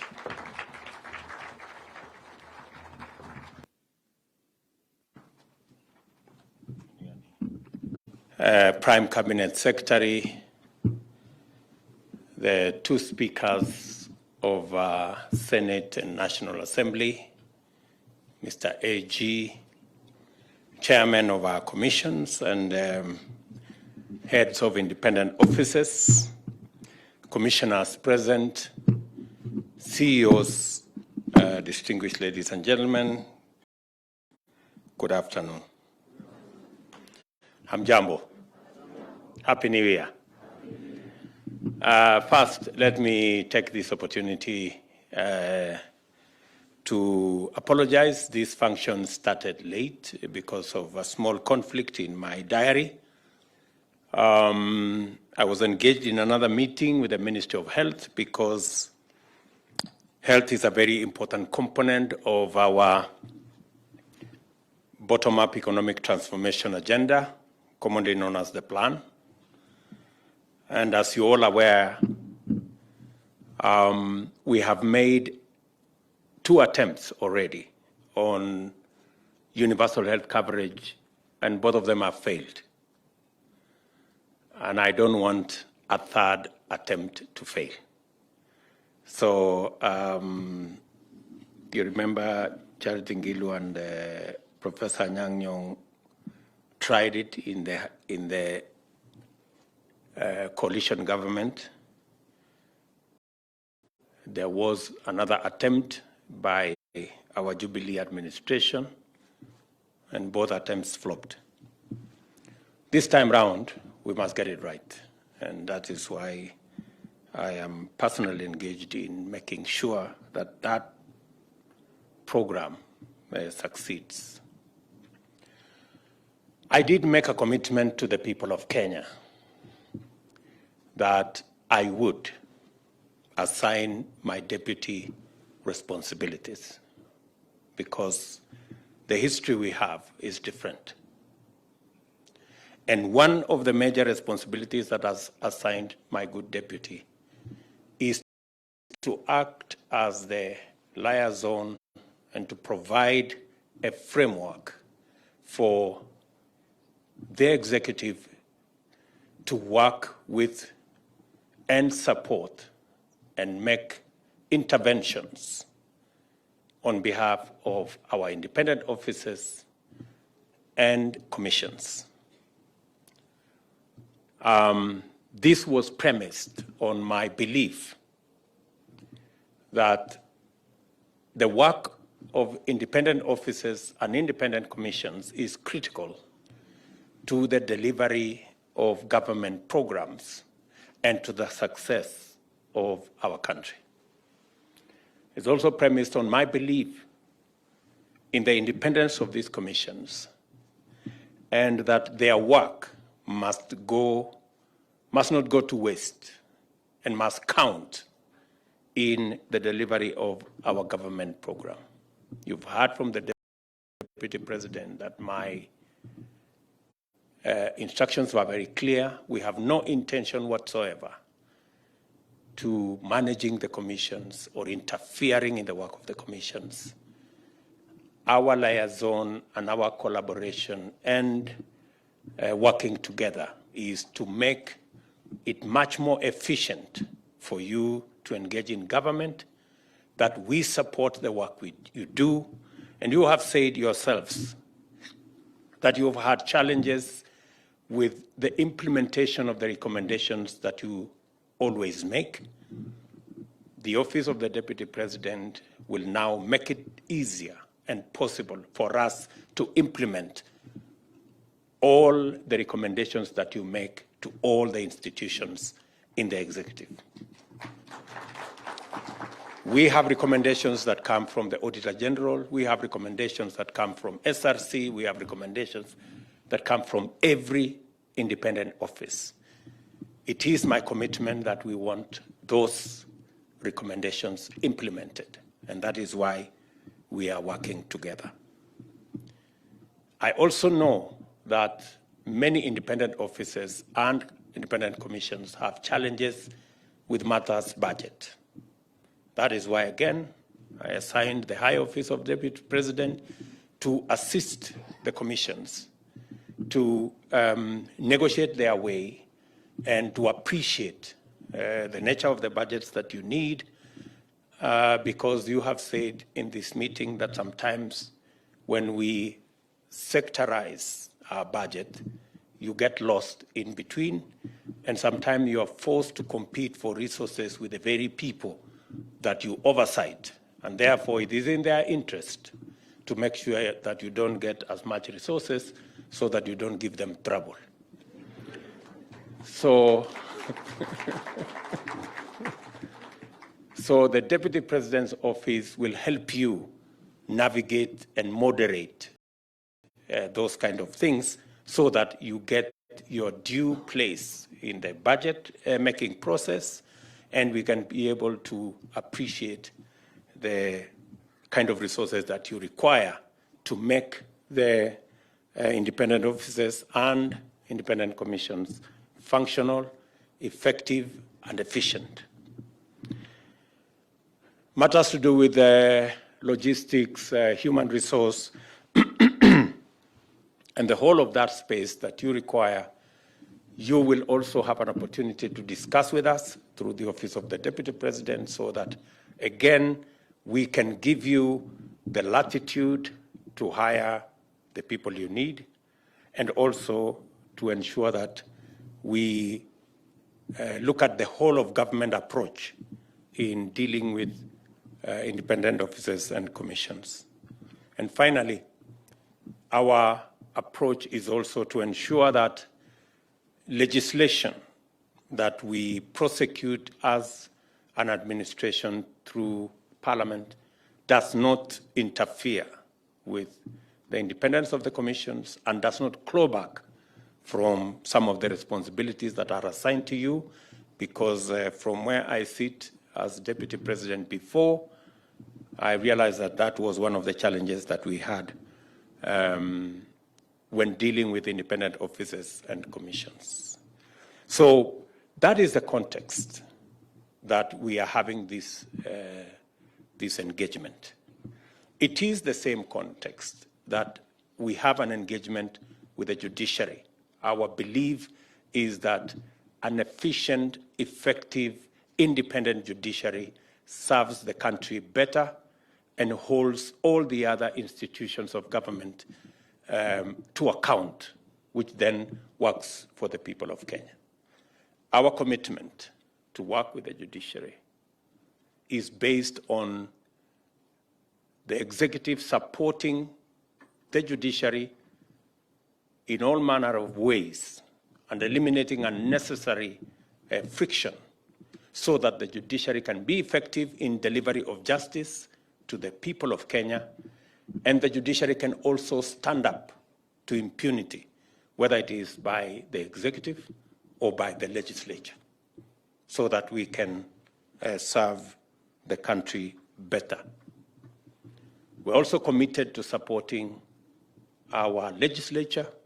I have had consultations with the speakers so that they can also better discharge their oversight responsibility, provide a platform for the people of Kenya and their representatives to make their case, and to pass legislation that ensures that this country moves forward.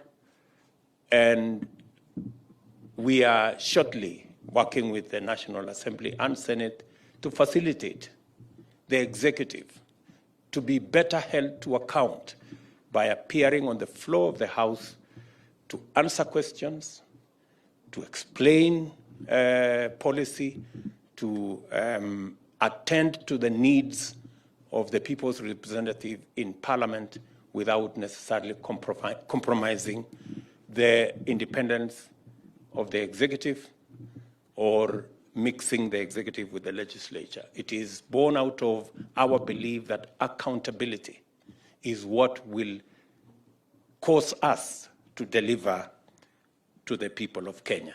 So it is in that context that I believe that we need to have a working formula and metrics and arrangement between all arms of government, including our independent commissions and independent offices. And therefore, I welcome all of you to this very highly important gathering. Thank you for making time to be here. I appreciate the goodwill that you have shown, and I do not take it for granted that we can sit together as different arms of government and independent institutions to think about how we can deliver better for the people of Kenya. We have all come here to participate in a long overdue meeting. I know you've had consultations with my deputy in different situations, but I was also looking forward for us to having this meeting so that we can inaugurate a new paradigm in our collective deliberation, consultation, and aim at working to unlock the full potential and promise of our constitutional dispensation. This way, we afford ourselves the opportunity to do much more to guarantee greater freedom, entrench a culture of human rights, deepen democracy, and establish a new standard for the rule of law, transparency, and accountability in our country. The Constitution has mandated us to perform different but no less special tasks to promote a sound environment for the attainment of the greater well-being and the flourishing of our full human potential of each and every one of our people. In the dozen years that we have passed since the promulgation of the new Constitution, there can be no doubt about the profound potential of this majestic charter to transform Kenya into a modern, progressive democracy enjoying shared prosperity. The Constitution focuses on the freedom, capability, and well-being of citizens to promote strong, healthy families which make up robust, industrious communities. In turn, communities constitute a diverse, cohesive, stable, peaceful, and a prosperous nation that we all share in leading. The Constitution recognizes the promotion and actualization of the rights and freedoms and fundamental freedoms set out in the Bill of Rights as the demonstration as well as intent of its institutional dispensation. The Constitution severely restricts the range of conditions under which these rights and freedoms may be limited and forecloses any possibility of the state avoiding its obligation to observe, respect, protect, promote, and fulfill these rights and fundamental freedoms. All the functions performed by the state in the name of the people affect their experience of at least one right and or fundamental freedom. It is thus possible to categorize state functions in terms of the rights and freedoms directly affected by them. The organs of government, together with their constituent mandates and functions, as well as commissions and independent offices, are explicitly and implicitly directed towards the observance and fulfillment of certain constitutional obligations connected with corresponding rights and freedoms. The national values and principles of governance set out in Article 10 are both the means as well as the ends of the actualization of the constitutional dispensation and implementation of rights and freedoms. We have classified our ministries, departments, and agencies into thematic clusters for effective coordination of delivery and for better evaluation of performance. The thematic clusters are based on the pillars of our bottom-up economic transformation agenda, commonly known as the plan, for the rapid socio-economic transformation of our country to achieve shared prosperity from the bottom going up. A number of functions can be seen to be cross-cutting. and may be understood to be principally enablers. In any event, the pillars of our transformational agenda converge with the economic and social rights in Article 43 of our Constitution. We are, on a continuous basis, mindful of the constitutional imperatives tied to our work. They inform our intentions as well as our methods. I realize with much humility that to perform these functions, discharge our commitments, and actualize the foregoing obligations, I am vested with the constitutional authority to constitute certain offices and to appoint state and public officers. I am also authorized to mobilize resources and allocate them for expenditure through the budget in order to finance performance of their duties. I do not perform these functions in isolation. I must receive sound technical advice through my cabinet and other agencies, consult other organs of government, and defer to the feedback from commissions and independent offices. The people's representatives in Parliament furnish me with the necessary instruments to act, including to allocate and spend funds. From time to time, the judiciary likewise furnishes me with decisions, opinions, and advisories arising from its exclusive constitutional mandate to interpret the Constitution and all laws. We are cognizant of this robust system of checks and balances, which locks us into a purposive dynamic that permits us to do only right and proper acts and restrain us from pursuing improper and illegitimate objectives and courses of action. The Constitution recognizes the need for an institution to safeguard government against perverse or undesirable effects arising from a distortion of the system of checks and balances through collusion, capture, impunity, or asymmetry. It also recognizes the possibility of abuse, corruption, conflict of interest, and undue influence that can undermine the effectiveness of government and frustrate public interest. The safeguard designed by the Constitution to ensure that the public interest is insulated from failures in the three arms of government is the institution of commissions and independent offices set out in Chapter 15 of the Constitution. The objects for which they are established are explicit. 1, to protect the sovereignty of the people. 2, to ensure the observance by all state organs of democratic values and principles. And 3, to promote constitutionalism. A very strong indicator of their safeguard, or a very strong indicator of their safeguard role, is the constitutional architecture,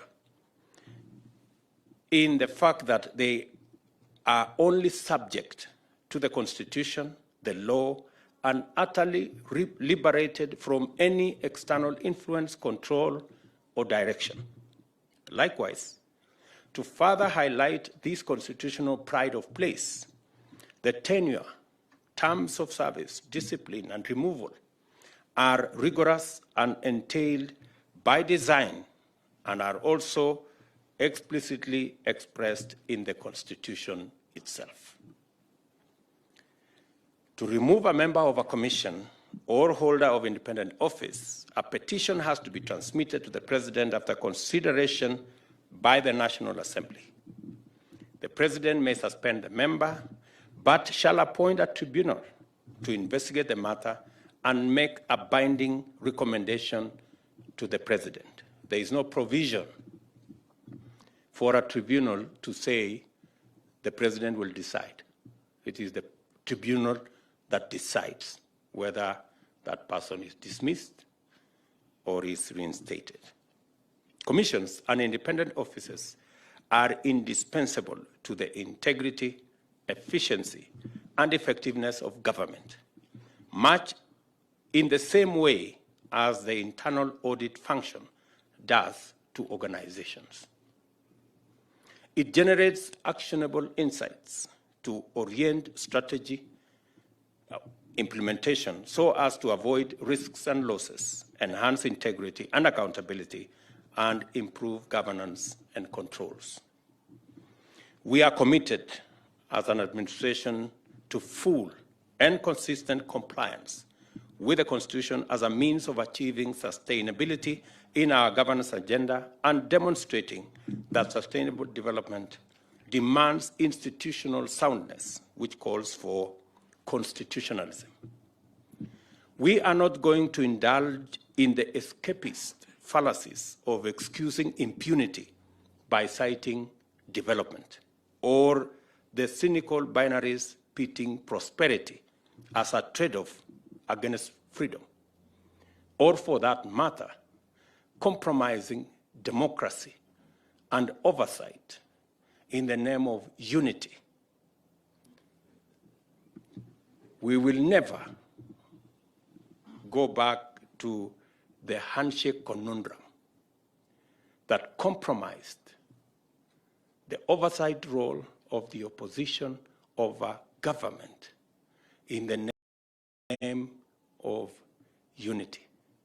And we are going to demonstrate that it is possible to work with the people who did not vote for you as an opposition, holding government to account, but serve all the people of Kenya without distinction of who voted for which side.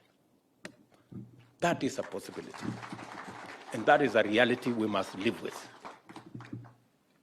The integrity of the state lies in constitutionalism.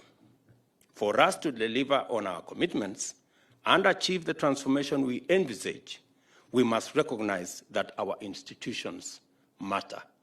All institutions matter. As you know, this position is not new. We pledged to take measures to enhance the autonomy and efficacy of independent institutions from the first day of this administration. I can confirm to you that shortly after our inauguration, I executed necessary instruments to appoint judges who had waited inordinately, unnecessarily, for long. I also transferred the police budget, which was unnecessarily, unconstitutionally, and illegally in the office of the president. I transferred that budget to the office of the Inspector General and appointed the IG to be the police service accounting officer. I will also enhance the budgetary allocation to the judiciary as promised, with continuous commitment to sustain it for 5 years in order to accelerate its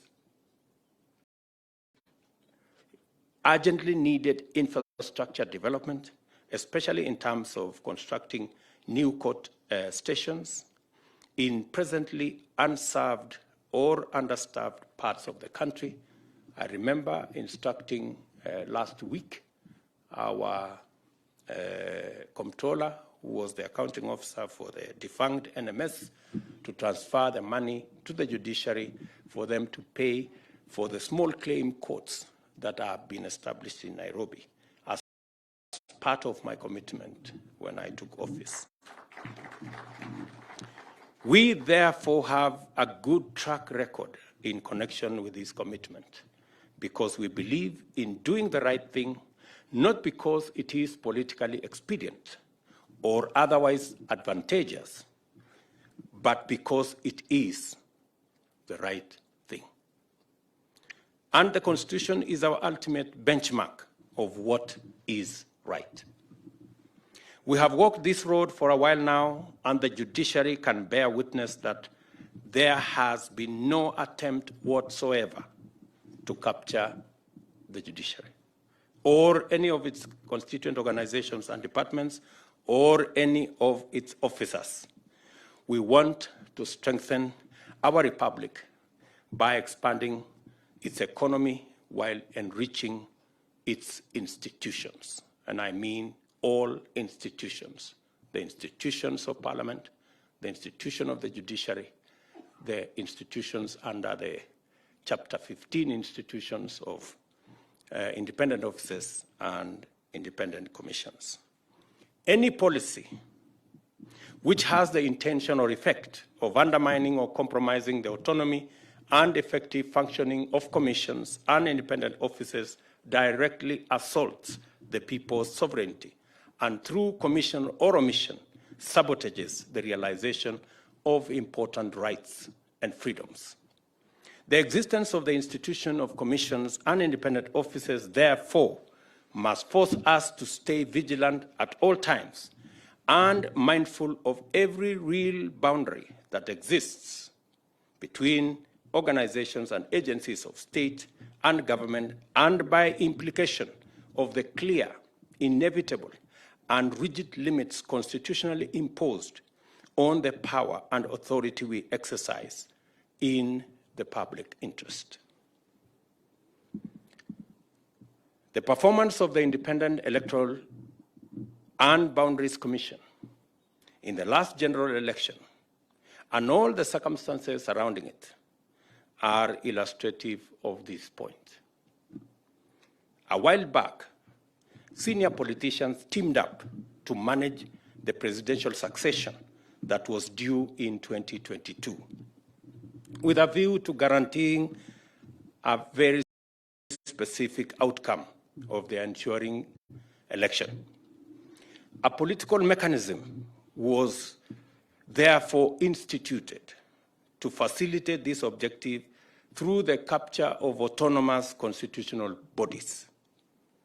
In the case of the IEBC, this mechanism resolved to infiltrate the organization by introducing at its highest level 4 sleeper commissioners whose sole task was to lie in wait for the election, then spring into action and take drastic actions to subvert the will of the people. You have heard how the scheme was hatched in Parliament.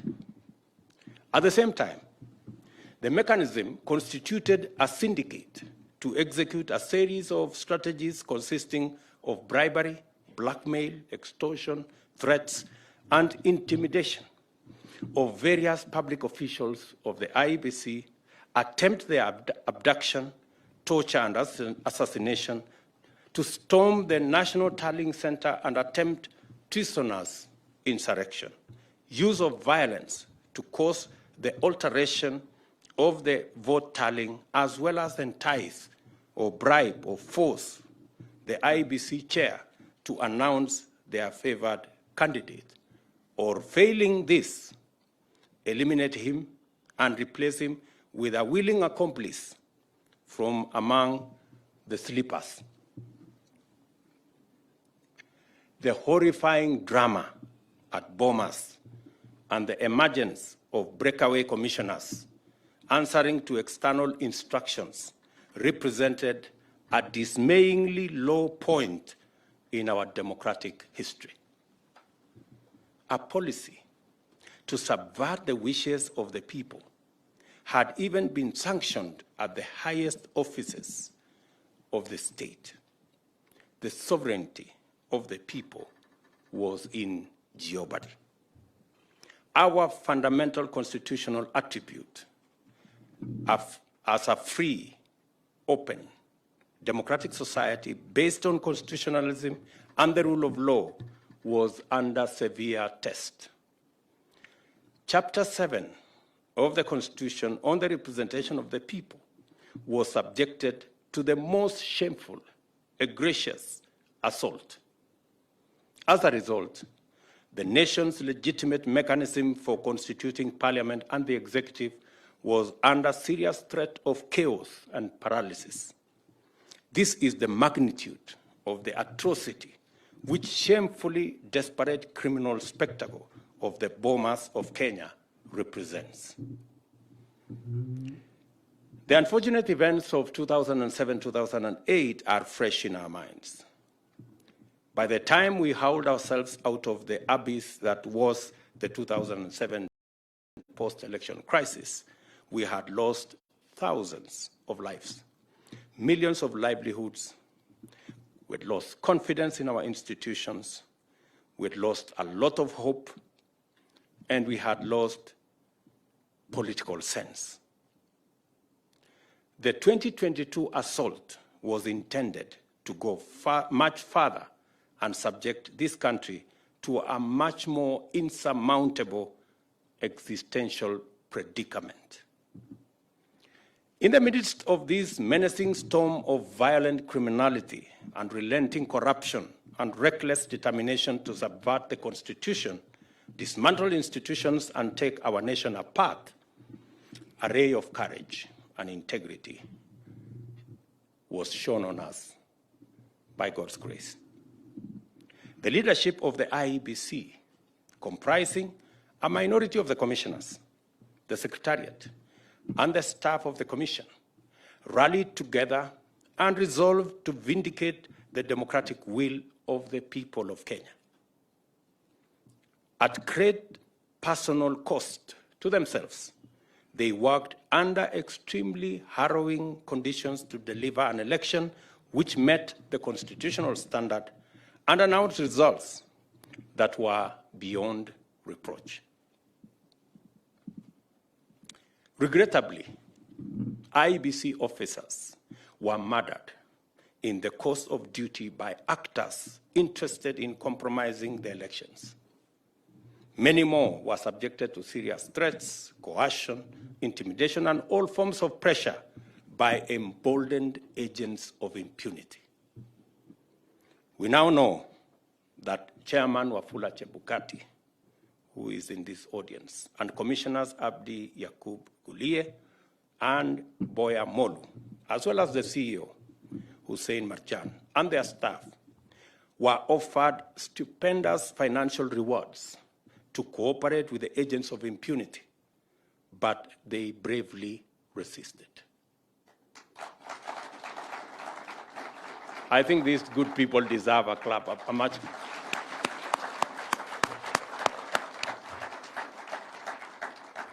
We also know that they were subsequently threatened with dire consequences for them and their families if they did not do the system's bidding and overturn the choice of Kenyans.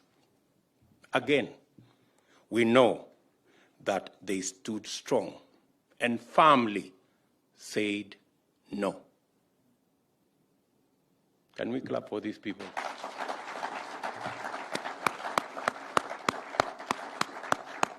Chairman, stand up, and your two commissioners and the Marjan, please let us clap for those great people.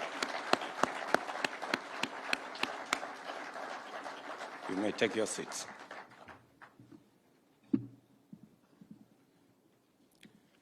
We also know that there was a direct attempt to abduct Wafula Chebukati and murder him so that the commission would be paralyzed, or a compliant commissioner take over and subvert the people's sovereignty. It was a hard, cold, and lonely time. The threats were dire. The promised rewards very lavish, and the pressure relentless. It matters always that a public officer endeavors to do the right thing. It matters even more that a state officer did not once hesitate, even for the briefest moment, to stand his ground and do the right thing under the circumstances surrounding the announcement of the final presidential results in Bomas. We salute with great admiration the steadfast and the steadfastness, integrity, and leadership through example that Wafula Chebukati provided at the IEBC. It is this uncompromising commitment to his constitutional responsibility that enabled Chebukati lead IEBC in learning effectively from the 2013-2017 elections to deliver an election that met the highest standards, and in fact, that was unstealable. It takes a person who can stare death in the face and nevertheless pursue the right course of action to uphold, protect, and defend our constitutional values and principles, and to enable the legitimacy and to enhance the legitimacy of our institutions, as our brothers in the IEBC did. The IEBC had 3 such people, just 3. Even though they were in the minority, they were enough to do the right thing.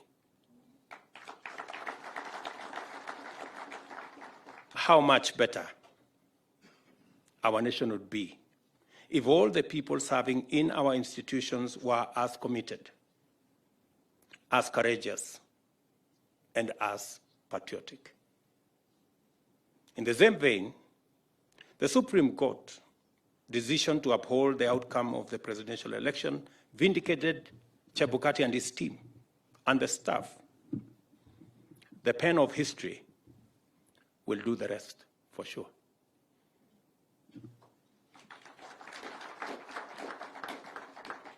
Through Wafula Chebukati, we have seen what integrity looks like at work.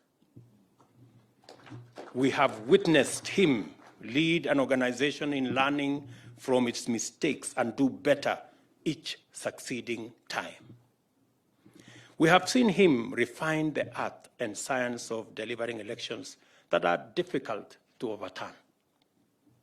Finally, we have seen him and his team withstand heat and pressure, resist threats and intimidation, reject bribes and enticements in order to stand with the Constitution and with the people of Kenya. How I wish each and every chairman, each and every commissioner, and each and every holder of an independent office can stand in the manner in which Chebukati has led and his team by example.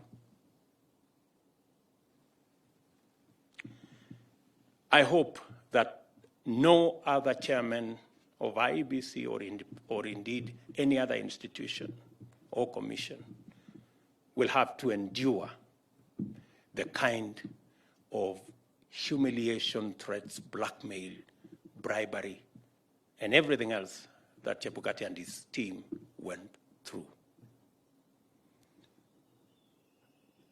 Chebukati's experience and the fine example, and his fine example brings home in graphic detail the implicit admonition of the Constitution.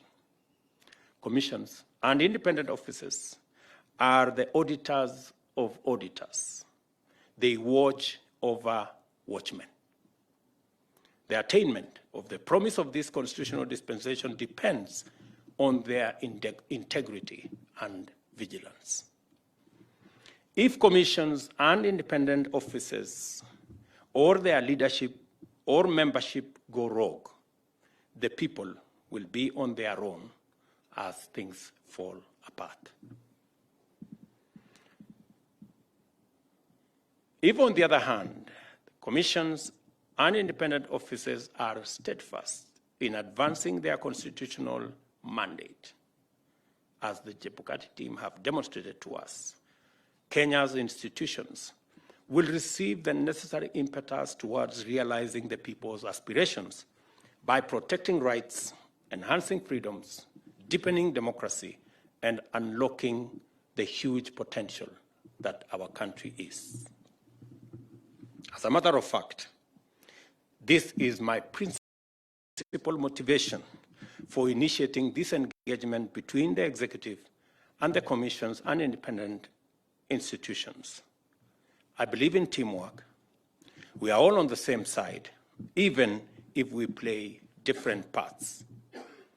If every institution rises to their highest potential and operates effectively, there will be opportunity for coordination, collaboration, cooperation, and complementarity, as well as a healthy competition for the benefit of the people of Kenya. And I dare say the same of Bishop Emeritus Eliud Wabukala. Your service at EACC, the stability you have brought, the focus you have instilled, and your team stands out. You leave EACC with your head high up. And again, congratulations. Congratulations, my sister, Dr. Jane Kiringai. You have worked with me. I know your passion and commitment. I remember the incident when I told you, please, when it's time to leave, don't hesitate. And I was saying it in the context of those of us who are politicians, because I was explaining to her how many politicians, they never know when to leave until the people throw them out. So, but I agree with you. Maybe it's time to change stations, not. And the things you have so passionately articulated about our cities and towns, I agree with you. It is on my radar to do. Our housing plan is targeting our cities and towns so that we can eliminate informal settlements and the people who live in squalor. Our plan on solid waste to energy, both in Nairobi and all the other towns, is part of the plan around our cities. Our plan on greening cities and making sure that they are clean, including the commission we have set up on Nairobi rivers, is part of the plan of us sorting out our cities. So we are properly aligned and we share in that vision. And I agree with you. I've had consultations again with all our county governments that their true independence and their true service will be realized the day they realize that they are a government, and a government is run by resources that you raise. You don't wait for resources from another place. And so I'm very happy that we share, having been in that space for a while, and my good deputy will pick up from where we left, and the team that will be coming in IBEC to push it to the next level. I have already given my handing over notes to my deputy on matters to do with IBEC. He knows where we left. So, so again, congratulations to you, and my very best wishes in your next station.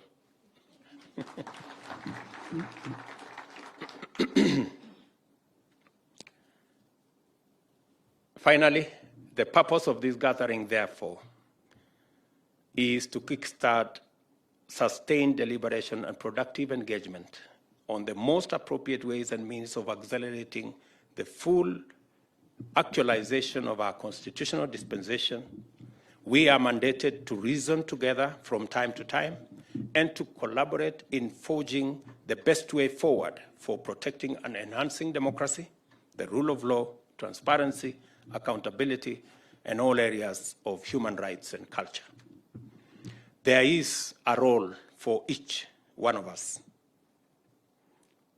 and therefore we must play that role to ensure that more than a decade after its promulgation, we can facilitate the Constitution to unfold its wings so that Wanjiku can finally behold in its full flight.